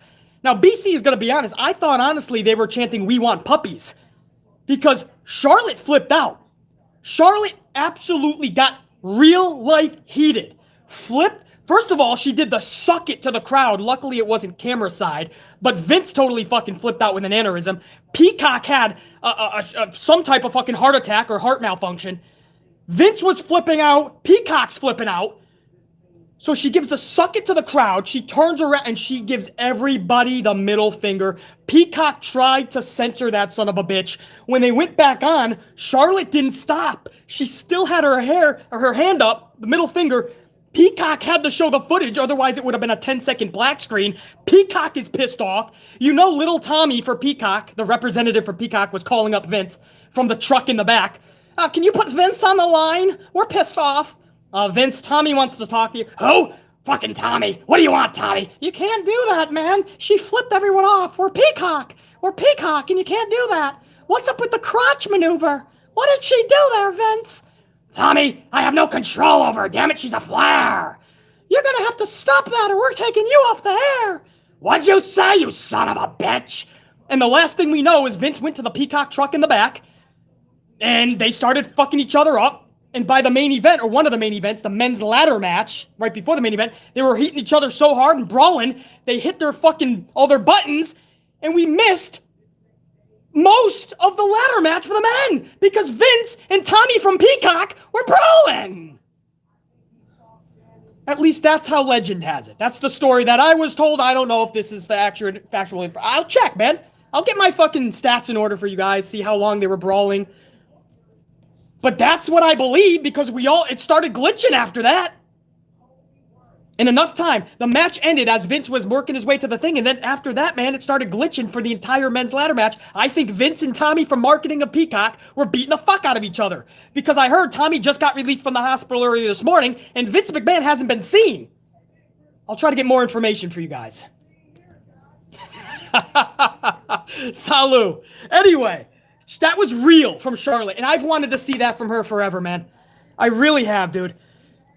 This was one of those moments where Charlotte just had enough, and it's like, dude, I didn't even start the match, and you're yelling, "We want Becky," and it's justified. You can't even blame the fans. I'll tell you why. Because the booking of Charlotte, this is not shade to Ashley Flair. She's a sweetheart in real life. The booking of Charlotte Flair has been atrocious. They have turned her heel and face 17 times, like she's the Big Show or Kane. You remember they used to be face and heel every other time they came out? Because they don't know what's going to work, because they don't know what works. There's no connection with the crowd, with Charlotte Flair and the audience. So it's justified.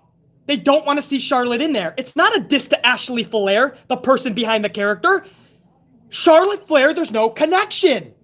The booking has been atrocious. Vince McMahon has helped ruin her. So I can't blame it. And this was her just saying, dude, enough, and just suck it, fuck you. And it was real. That was not preconceived. She never told Vince, hey, I might do this. She didn't even, they had to try to censor it. It didn't work. They could not do it. They couldn't censor the whole thing. She kept that finger in there. It was amazing, man. This was the Charlotte I've always wanted to see. This just riled up the crowd, the chants even more. Even more, we want Becky's. But something happened just before the second half of this match. And they picked it up. First of all, with the flip-off and everything, that's going to be a mega fine with Peacock and WWE. Probably both. She's going to be fined for the suck it and the flip-off. Peacock is seriously having aneurysms right now, and I'm sure Vince McMahon had a heart attack. She's going to be fined big time. I would bet on it. But the match, bro. The match. The match was great. It wasn't just good. If you think about female matches in WWE, women's matches in WWE, when you think about the time that Vince gives them, this was only 17 minutes, much better than 6 or 7 or 3 or 4, which they usually get. But when you think about the time they get, when you think about the stupidity that Vince puts into his women's matches, when you see what they did last night after they easily could have been muffed off their game from the Becky chants, this was one of the better women's matches that I have seen all year, and easily the best Charlotte Flair match I've ever seen, aside from it involving Sasha Banks, because that's not fair. Every match that Sasha Banks in is going to be their opponent's best match. So without Sasha Banks, this was Charlotte Flair's best match. If you don't agree with me or you didn't see it, I ask you to do one favor. Go back, watch it. It doesn't matter if you don't like Charlotte's booking, you think she's robotic, the booking is trash, there's never going to be a connection with the audience. I totally understand all of that. But we're reviewing this match. That was her greatest match ever, aside from a Sasha Banks. Now that's how you know I'm being real, because I have absolutely came down on Charlotte Flair every single week, it seems, because I've just had enough. I've had enough of them trying to shove Charlotte down everybody's throat. I've had enough of her constantly being in championship matches. I've had enough of her winning championships. But last night, I saw a performance that I've been waiting for out of her. This isn't like when Becky got injured and Charlotte had to take the character of Becky. Remember, Charlotte started playing the badass Stone Cold-like character, and that was Becky's. But because Becky got injured, Charlotte had to do that with Ronda Rousey. But you could still tell that she was forcing it. Last night, it was natural. I'm done. Fuck off. I loved it. And the match for a women's match in WWE. They have the roster to do this all the time. Vince never allows it. I understand it was Charlotte, but it was great. It was not just good for me. This was fucking great, man. The emotion in this match, the realness, the physicality. Did you see how physical? You see the fucking chops that Rhea was giving to Charlotte, and she's like, yeah, she was getting amplified as her chest gets more red and more red. You could tell they really wanted this to be most believable as possible because they were feeling it.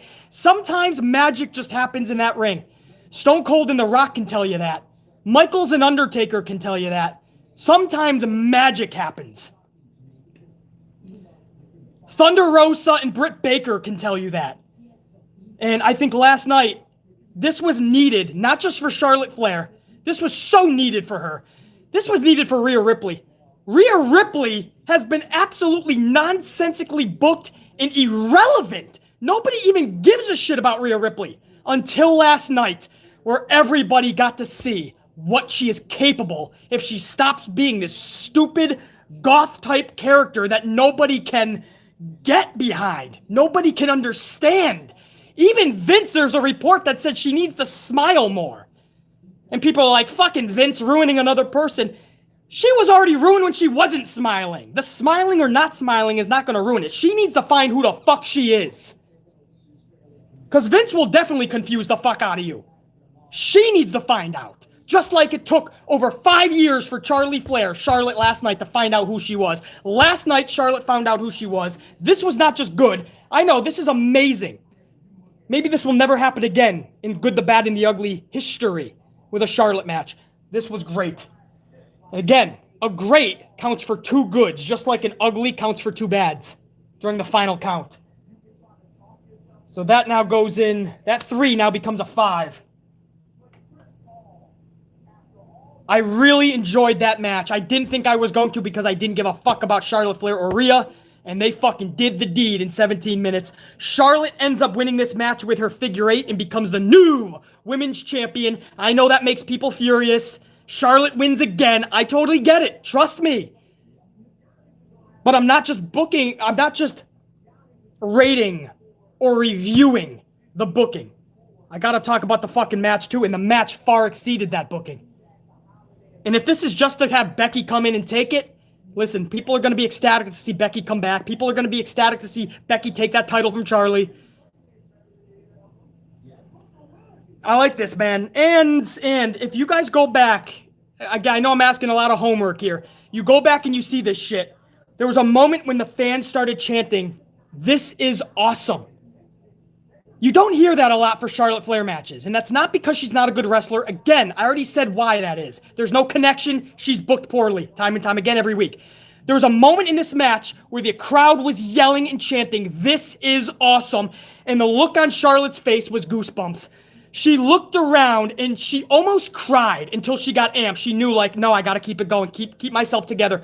She almost cried because you could tell. I'm getting fucking choked up talking about it. You can tell that the weight of the world was kind of lifted off her shoulders. All of the shit that she has dealt with.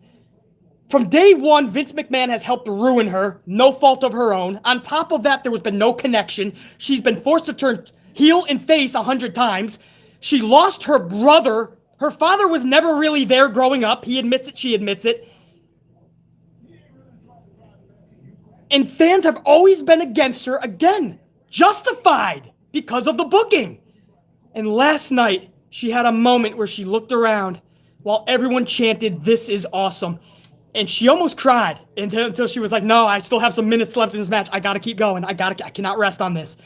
Man, what a moment for BC. When you review and dissect pro wrestling like BC does, man, you really understand the characters, man. And that's why I always get frustrated when somebody's not being booked properly. You really feel for somebody when they're being booked poorly because you know what they can offer. Or you know that the fans are not getting something and you just wish that the superstars could relay their message, but they can't. You know, you really think about that stuff, man. And for Charlotte, I just thought the whole thing was great. That raw emotion. This was the best Charlotte match I've ever seen aside from a Sasha Banks match with her. That goes into the great. 4 matches in, 5 in the good, 2 in the bad, 0 ugly so far. Again, that's good because those uglies will turn into 2 bads. And that's match number 4. I know, shocked you guys a little bit, man. No, Tiger Boy Beast, those chants were pumped in. Bro, I got a person there. Many people. I got a person there that was literally saying that was one of their loudest chants in their section. Whoever told you that, Tiger, false. Or if they were pumped in for the upper section, they were chanting it down below. Come on, bro. You can't say that, brah. I have people there live. Come on now, man. That's how shit gets around. You can't say that. There was people in a whole section saying that was one of their loudest chants. Come on now. That's what I mean, man. I think Charlotte gets a lot of hate. A lot of it's justified. Not for Ashley Flair, the character. And then there's a lot where fans, no matter what she does, they're going to find a way to hate this chick. They're just going to. They're going to find anything to not like her. And that's not what we do on this channel. I'm not here for a shtick, for a narrative. That's not what BC does, man. I call everything down the middle. Fair.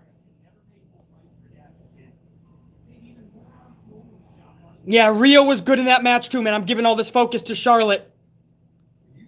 Absolutely, man. Rhea did the deed. It doesn't matter how we truly feel straight up. You got to dissect this on the merit of the match itself. Absolutely good, man.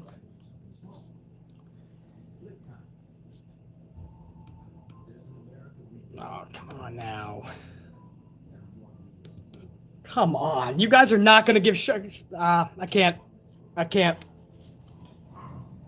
Anytime, always remember this, guys. Anytime people don't want to put stock into somebody, they're always going to say they were pumped in chants. They're never going to just say, like, check this out. While BC's watching this match, I'm literally thinking this is great. It went into the great column. Literally went into the great column. So I'm at home, and you guys know I dissect wrestling. I have thousands of people that follow these reviews. Hundreds live, thousands will come in afterwards. And BC is telling you that this was awesome. At least great. I'm doing this before there's even chants. Then you hear the chants. So you're saying BC was following along pumped. I mean, I was forced to say this was great? I'm not understanding. Of course, Joey's, if those were 100%. I just don't understand. I'll never understand that, man.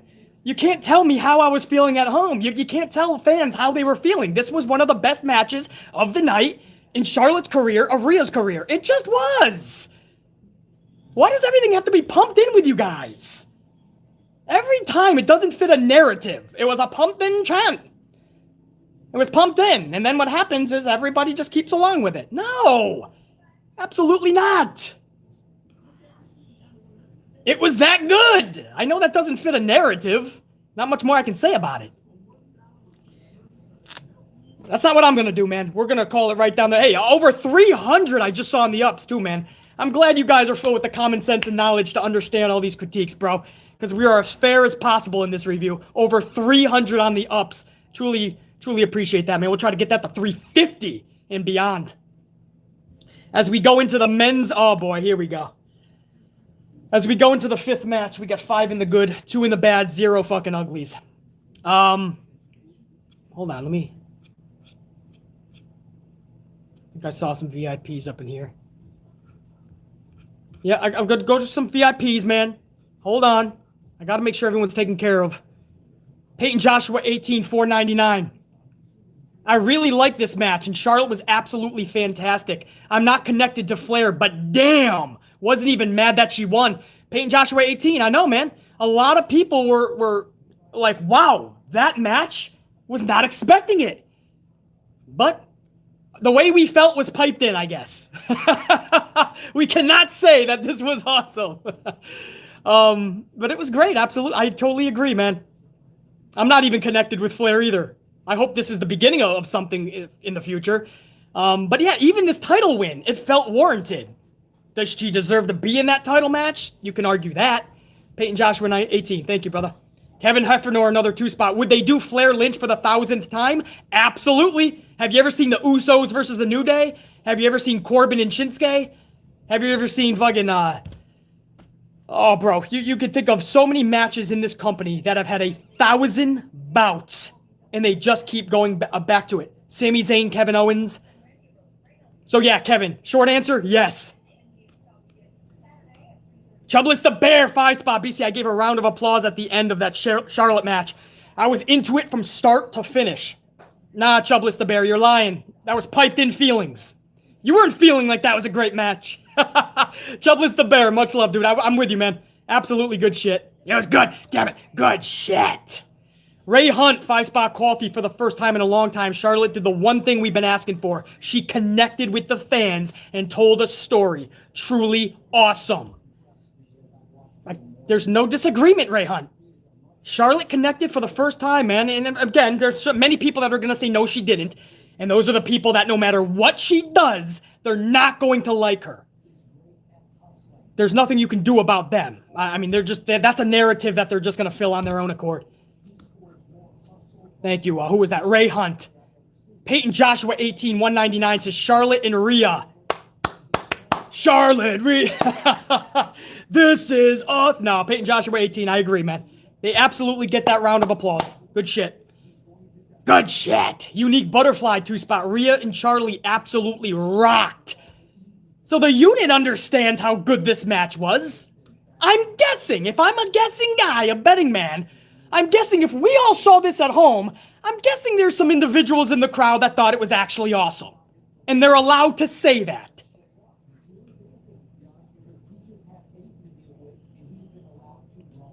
SOS TDM 617 5-spot. I work at Fenway and I met Ric Flair a couple of weeks ago for Dustin Pedroia's retirement ceremony. If I ever see you there, free beers on me. Red team, go! Thank you, SOS. I try to stay out of boss as much as possible. Because let's go Yankees. But I appreciate SOS. I'm always up in New England, man. Family and business and you name it.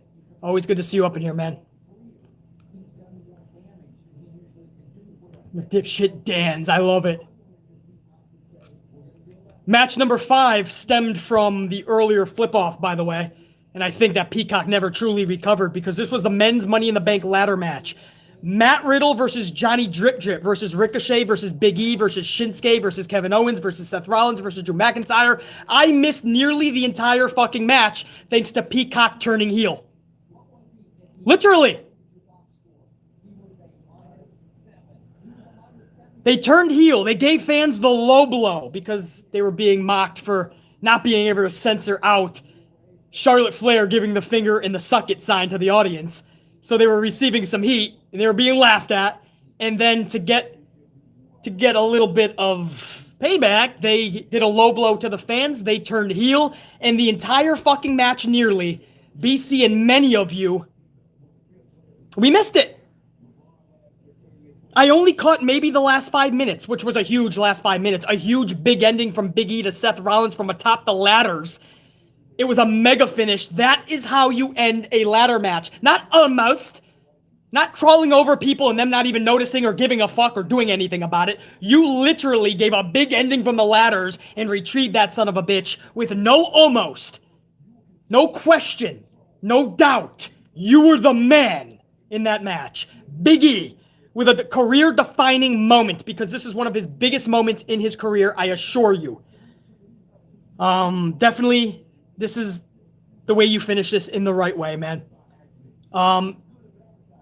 Big E's moment. I'm sure we all had goosebumps there. I mean, even if you don't like or connect with Big E, you know what this guy deserves. You know how good and how he should be booked, and that he's better than just being in a trio tag team for the rest of his career. You know he deserves a bigger push because he can deliver more than most. And that was the beginning last night. I don't know which way they go. Is it a straight up surprise cash in on a Roman or a Lashley? Is it he hands it over and he gives an exact date and they pump it up for a pay-per-view? Is it Roman? Is it Lashley? Does he wait next month, 1 week, 1 day, 6 months, a year from now? There's questions, but for now, for last night, man, this was such an awesome moment. Right from the jump, I have to, for the streaming issues. If you want to go to streaming, if you're going to fuck with the bull, you got to fuck with the horns. You went to streaming. Now, if there's issues, you have to be held accountable. The streaming of this and it took everybody away from the majority of the match, which looked fucking good. Every 4 seconds, a little bit would come on. So every 4 seconds, I would see Ricochet in the air, or drip drip upside down. I see Drew McIntyre going through a fucking table. Almost, because then it would go back to... It reminds me to when I was fucking like 8 years old trying to watch porn, you know, and you watch the fuzzy channels, and you could, every now and again, you would see a fucking right tit. I mean, I was fucking yearning to see a little bit of fucking action every minute. Every minute, maybe I'd see somebody upside down. Every minute, I hear fucking Michael Cole or somebody, oh my God, having orgasms. Like, I can't watch it. I can't fucking see it, Peacock.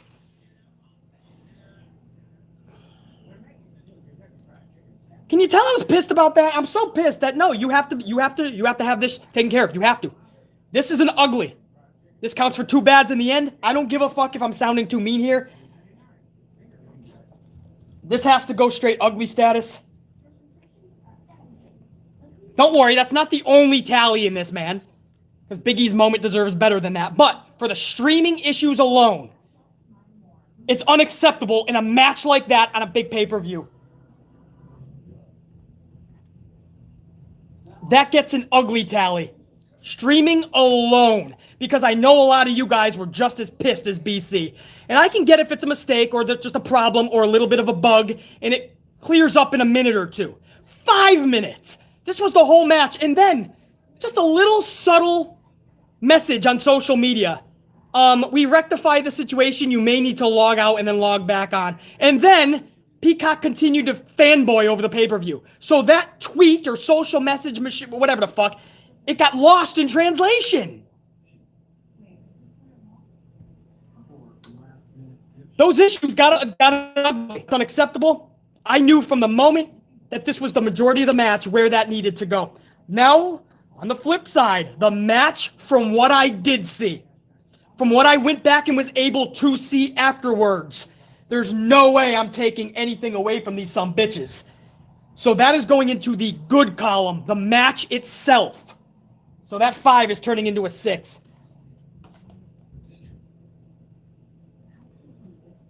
And on top of that, you did the right... It's so hard to do the right fucking thing because it helps everybody involved. It helps a superstar get pushed like Big E. It helps the company because Big E can help put the company on his back. And it helps the fans because this is what we wanted to see for fucking years.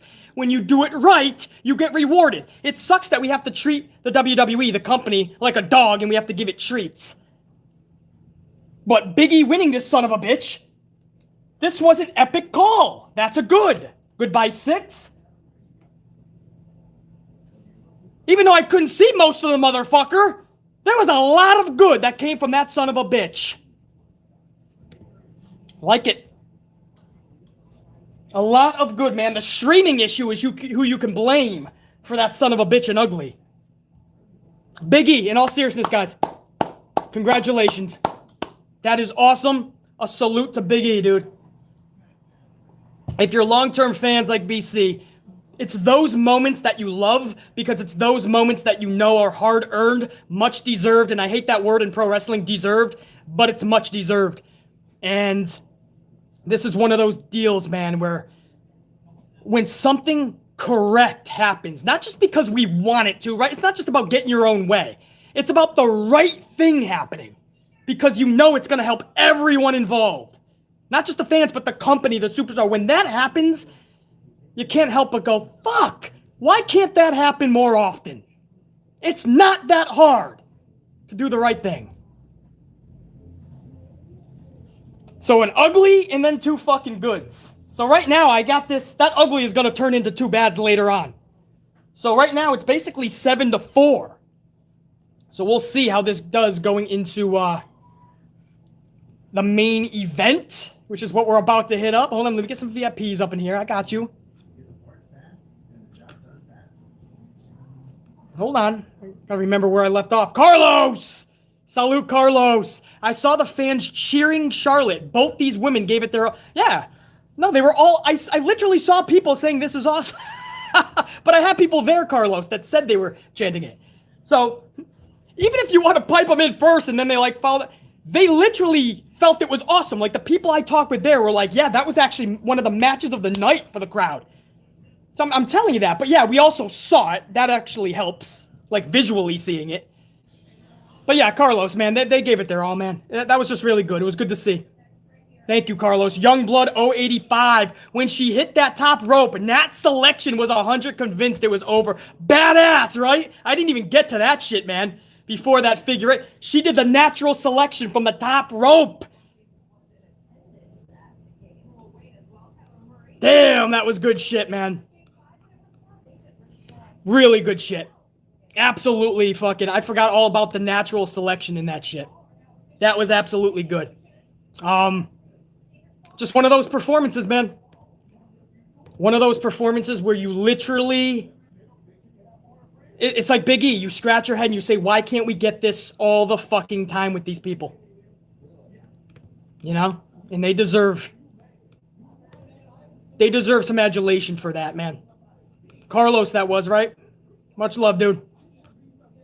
Ray Hunt, Peacock streaming issues.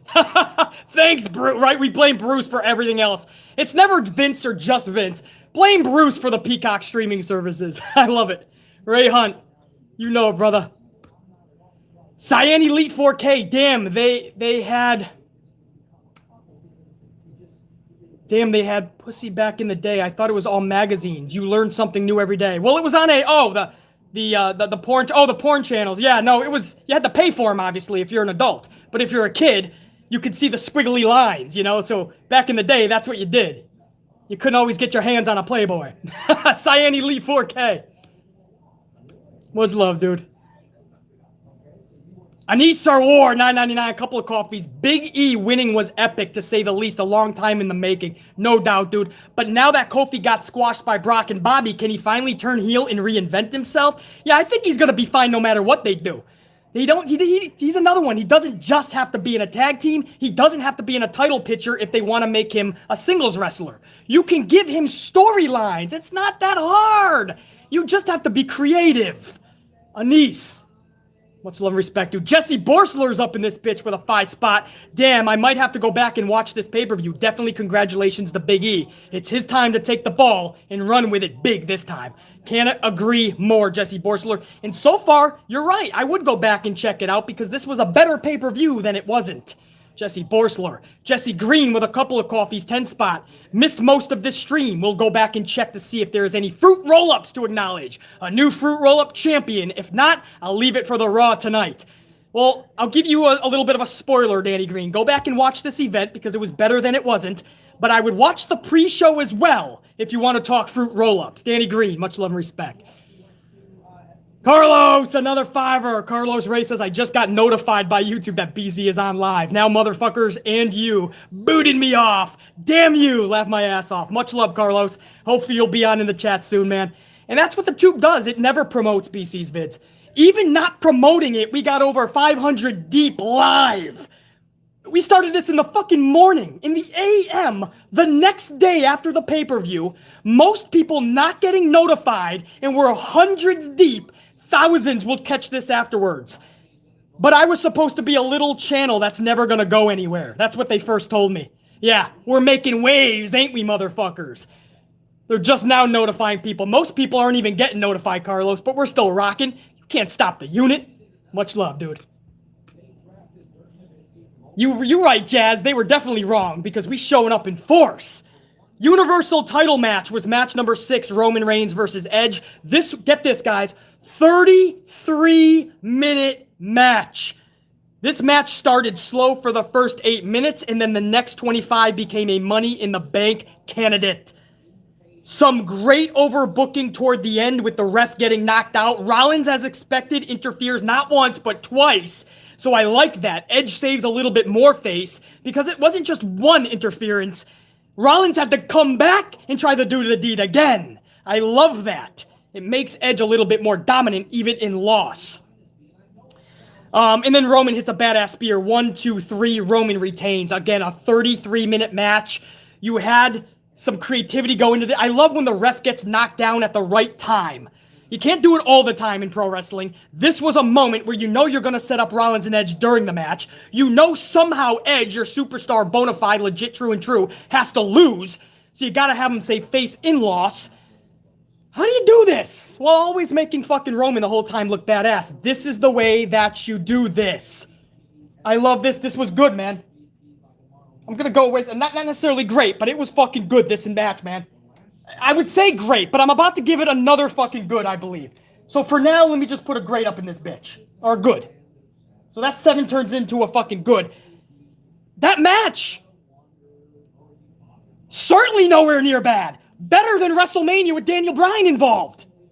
But on top of that, what happened post-match, man, when Edge whoops Rollins' ass back to the back, and Roman grabs the mic and says, now the whole world will acknowledge me. And I knew what that meant. John Cena's music hits. Out comes Cena. One of the biggest pops of the night with Edge. Even more than fucking Edge. The people that I had in attendance said Cena had the biggest fucking pop. So that was even more massive than Edge. Obviously, that's to be expected. I don't need him and Roman at SummerSlam, but I'm gonna have fun with it because I think they're gonna tell a great story, have good promos. They're not gonna let Vince ruin this, so I'm okay with it. I would have went a different way with John Cena, man. I would have had Aleister Black, almost said Andrade, he's gone too. I would have had Aleister Black still with the company. Aleister defeats John Cena in an epic match at SummerSlam. Aleister could really use that. Cena is going to lose anyway to Roman. So if he's going to lose anyway, might as well help out somebody like Aleister Black. Instead, Vince totally gets rid of Aleister Black, and we're going to see a rematch. Cena and Roman. But again, this could be a lot of fun. We'll see. It was actually good. I've never been really connected with Cena. I've never been a big John Cena fan. But it was really good to hear that music and see this dude come out. I'm not going to lie, man. That was a fun way for the audience to end that pay-per-view. And for us at home, I'm sure. Again, even if you're not a Cena fan, man. I like that. That's its own good. Good by 8. The way they finished the pay-per-view with a little bit of a shock return, even though it wasn't a shock return. In other words, we knew it was happening, but we didn't know who was going to be placed where, and they put him there in that spot. Man. So you got a damn good match, and then you had that return. That's how you keep people happy. Man, when the show goes off the air, that's when you give people something to talk about. It's a pay-per-view. For far too long, this company has given us trash every pay-per-view. So when it goes off the air, we're like, what the fuck? Nothing special happened. A couple of good wrestling matches on a wrestling show. I would hope so. Aside from that, nothing big. It's like a glorified Raw or SmackDown. Sometimes even worse. I don't know how that's possible with Raw, but sometimes.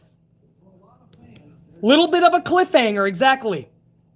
Lucas, a cliffhanger, man. Cena just gives the you can't see me. Roman is furious. He's looking at him like he's fucking annoyed. He's pissed off that he's ruining. He just won this big match over this Hall of Famer, and you're taking the fucking spotlight? He's just looking. Look at the thumbnail that I put up. You see Roman looking at Cena like, really, dude? I just love that, man. Just furious with John Cena.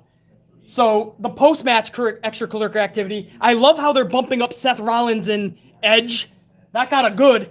SummerSlam right now is looking good. This looks on paper as one of the best SummerSlams in recent years. We'll see if they actually lead that way. They could help ruin it after tonight with a Goldberg announcement, especially if it's against Lashley and he gets squashed. It's possible. NJPW girl, the look on Roman's face took me out. He's looking at Cena like, really, bro? So 9-2, that ugly turns into too bad, so we got to take that off. So that's 2 more. So that's going to be 2 more into the bad column. So that's going to be 4. There it is, guys. There's your Money in the Bank 2021. Hopefully you guys can see that board. 9-4, overwhelmingly good. I was not expecting that, man, especially when Bayley got injured. And I was like, fuck, that was one of the matches I was looking for the most. Bayley, Bianca, I quit match for the championship. And then the match totally gets scrapped. Bayley's out. The title is not even on the line. Carmella is going for it the week before. And the rematch has already been announced for next Friday. Don't get me started on that. We'll talk about that come the SmackDown review and probably preview that beforehand during this week on impromptu videos. But yeah, man, I was like, shit. I just don't, I'm not getting my hopes up on this. And I didn't. But you see the performances last night, bro. That one did the fucking deed last night. I know a lot of you guys don't watch these shows. You just tune into BC, and if BC raves about it or says it was good, you guys trust my review and you go back and watch it. If I totally shit on it, I just saved you 1, 2, 3, 4, 5 hours. Well, this is one of those I'm saying, if you got extra time, go back and check that shit out. You're probably going to enjoy it more than you're not going to. That's a positive for this fucking company. And it's good seeing John Cena back. Never a big fan, but wow, what a moment. It's those moments that need to occur. AEW just did that with Alistair, man. Malachi Black, and that's what gets fans excited, man. And when you do it correctly, not just debuting somebody or having a returning superstar, but really do it at the right time, make it impactful, you're going to make fans talk about it. That's what we're all discussing. Thank you guys, man, for tuning into this Good, the Bad, and the Ugly review. I know we got a bunch of new subscribers during this, as we always do for these pay-per-views. Hopefully you guys were entertained and enjoyed this. Hopefully you come back, man. You know, we'll trigger people at times. We'll get people upset. We'll talk about your favorite wrestler, maybe not in the best of light, but it's only because we want to see everybody succeed. We want to see these companies fucking rock. And the only way to do that is to be brutally truthful. So thank you guys for, obviously, if you subscribe by now, that means you can hang with BC. That means you can deal with the amplified truth and handle it and dissect motherfuckers while knowing that it's for the betterment of these companies and for the industry. So thank you to newer subscribers. More than anything, my veterans, my tried and trues, you guys rock. Salute to all you guys. And I'm going to go over some VIPs. Man, we got some more supers. I got you. Thank you, Marielle. Catherine, thank you. Ray Hunt with that 2-spot. Roman's look said it all. Not this dude again. I loved his look, man. There were several times where he was looking at him just like you could tell it was an internal fury, dude. I loved it, Ray Hunt. Christopher Blackshear, $4.99 coffee. Just coming in at work. Well-deserved for Big E. Peacock shit the bed, though. Peacock got their own ugly in this review. Go back and check it all out, Christopher. It's good to see you here, man. I was wondering where Christopher Blackshear was. He just popped in. Thank you, Christopher. Check the review out, man. Eric Decker with a coffee 5-spot. I used to hate the Super Cena character. Now I'm excited to see him back. Crazy how times have changed. Hope you doing well, BC. Man, we being amplified. You know how we do this, Eric. I'm just glad to see you up in here, dude. Hopefully you're doing good. And even BC, who's not really a big Cena fan, it was so good to see that dude come back. And it does get you a little bit more excited for the future. But again, there's a downside to that. A big point of that is because they're not building larger-than-life superstars with the current roster. When your biggest pops are Edge and John Cena still to this day, maybe you're doing something wrong. I'm just opening up a bigger discussion. They need to start booking their wrestlers more properly. Bobby Lashley's booking last night was great. It better not be just to do a job and get squashed by Goldberg next month. We need to start building these motherfuckers. Eric Decker, thank you. Brianna 5-spot. What up, Brianna? Good to see you up in here. I'm just sorry fans didn't get to see Big E's match before his big win. He deserved to have fans see his awesomeness. Salute, BC. Salute to you, Brianna. Thank you for the coffee. That's what I was thinking. Big E's big moment in the whole match was basically not seen because of Peacock streaming issues. But we at least got to see that moment. So that's pretty badass. But I feel bad, Brianna, for all of the wrestlers in that match because every time I would see a bit of it, just a little bit, and it would come in clear for just like a second, everybody was always like upside down or doing some big thing, a big spot from the ladder.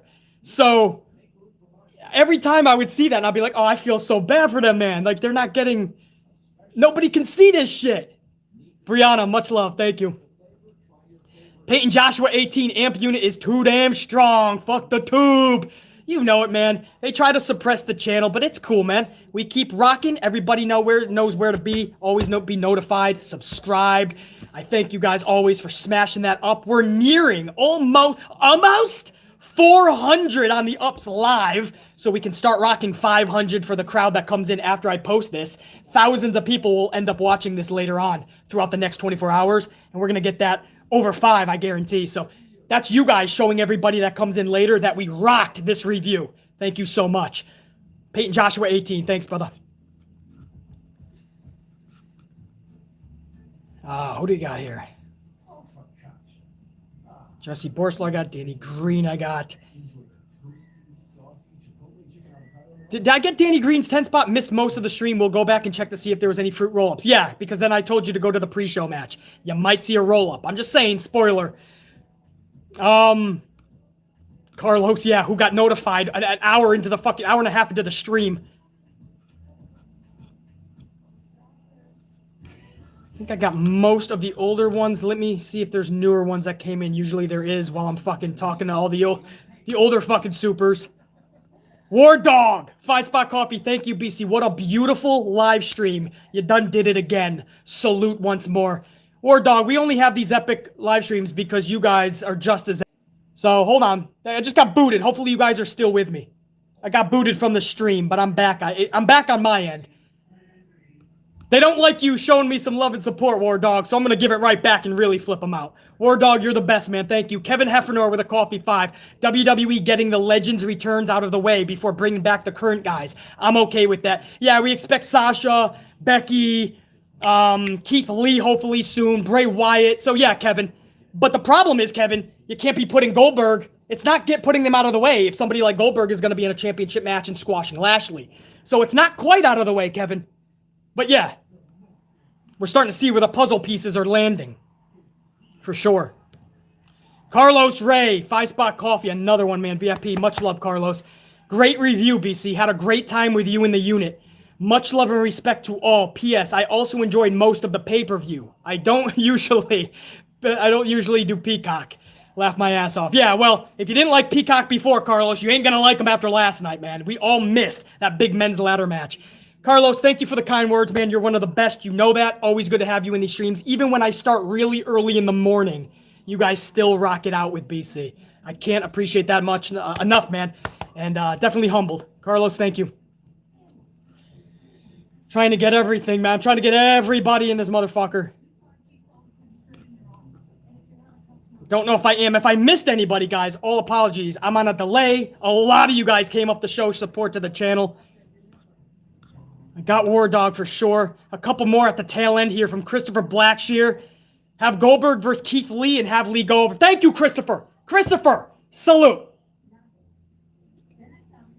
You don't need 617 writers. You don't need BC.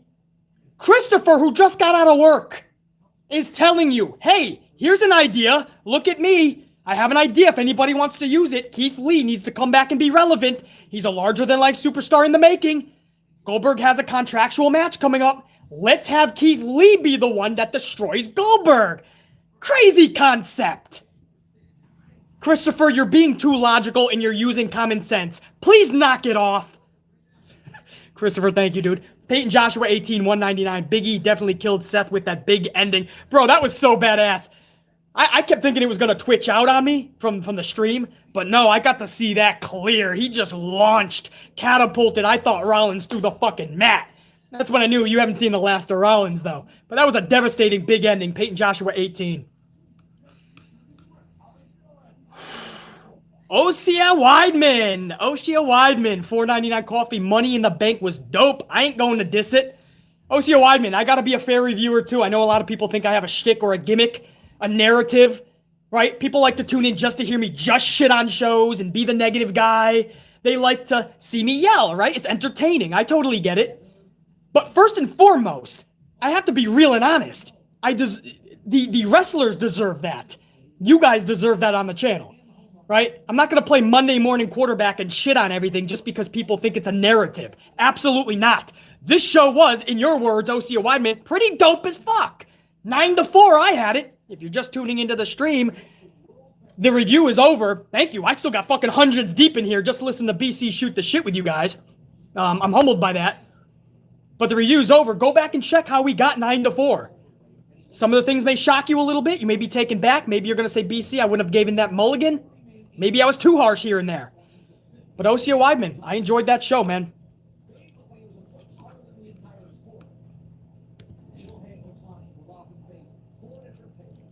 Trying to get everybody, man.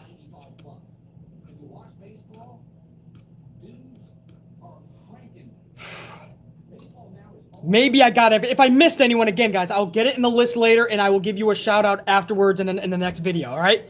So don't worry. Oh no, missed my super. No, I'll get you guys, man. Thank you for the coffee. I'm getting that anyway, and I'll give you guys a definite shout out. Much love, guys. Thank you. Where do we go? 2 hours here? 2 fucking hours, brah. Ashley Steggles, no doubt, man. SummerSlam is shaping up to be really fucking good on paper. I hope they don't ruin it with decisions like Goldberg and Lashley. Please, no. I hope we don't get 7 roll-ups tonight.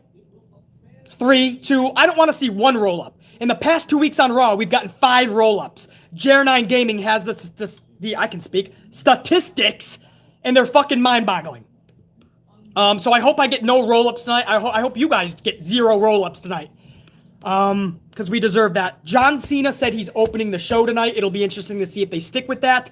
Or is Vince going to rip that script up right beforehand? And John Cena will go out last and tease a Lashley cash-in. Who knows?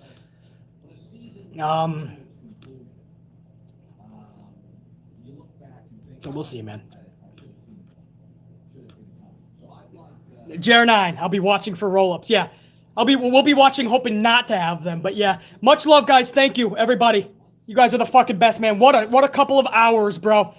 2 hours. I don't know if I took a breath during those 2 hours. But we shot the shit. We went over the most fucking realistic, most truthful review you're gonna find in this community. We had some fun. Hopefully you guys were entertained. Fuck, we rocked it, bro. Check you guys. IKEA Haywood, BC versus McMahon. Damn you, BC to hell. Fuck you, Vince. I put it in Hell in a Cell, but that match concept has been ruined. I'll rock Vince, IKEA. Eddie, we'll check you. El Paulo, be watching for those roll-ups. Reggie Wolfpack. Jazz, much love, Jazz. Much love and respect. Jer9 Gaming. Thank you for everything, Jer9 Gaming. You're the best, man. Zach, we'll check you. Suntivia, check you. Anissa War, Kobe Talks, Janelle Layton, Lucas. I'm on a delay. I can't get everybody, but I'm trying to get a lot of you guys. Ray Hunt, Brandon McRae, Rashid, Jesse Borsler with a last-second 5-spot coffee. Because of your review, I just signed up for Peacock to watch this pay-per-view. Great review, BC. Listen, we're all pissed at Peacock right now, but tell them, Jesse, that the amp unit sent you. You won't be disappointed with this review, man. Oh, I'm sorry. No, definitely not the review. The show. Jesse Borsler, I appreciate it. Enjoy the show, man. There's a lot more good than bad, I feel. I think you're going to see the same. Papo Jr. with that coffee 5-spot. OMG, Keith telling Goldberg, hold up, no more title matches for you, old man. You go through me now. Could you imagine? Papo Jr., you do that in the first fucking promo, and we're off to the races. You give them a couple months? Let's rock. Now, I understand you only got 4 weeks to SummerSlam, but you can still get hella creative and make this fun. Goldberg does not have to be in a fucking title match. Papo Jr., Jesse Borsler, thank you. War Dog, much love, dude. Thank you, dude. Mr. Black Ice, Super Wolf Girl 456, thank you. Blueprint Nation, much love, thank you. Carlos, much love, Carlos. Thank you for being up in here, man. You know that. And for the coffees and showing that support always. Salute to Carlos. Ashley Steggles, Awais Rafiq, all my supers, PB Silipride. I got El Palo, I believe. Jacqueline Robinson. Woo! Newsflash with the fucking scooters. Frank88. I got Jazz. Trev Reigns. Damn, you guys are showing up, man. Thank you, guys. Much love. Damante. Everybody, man. Kyle. All right, I'm going to let you guys go, man. 2 hours. We just hit 2 hours, man. What a way to go. Almost 425 on the ups. That's fucking awesome. Truly humbled, guys. You guys are the best. Thank you. We'll check you for Monday Night Raw. You know how we do this, man. Raw tonight, we'll do the same thing, man. It might be audio format only. I'm not sure. I got a little bit of traveling to do, as I always do, but we'll see. Check you guys. Simply Unknown, Eric Decker, Ice Jones. Check you guys. Black Ice. Check you.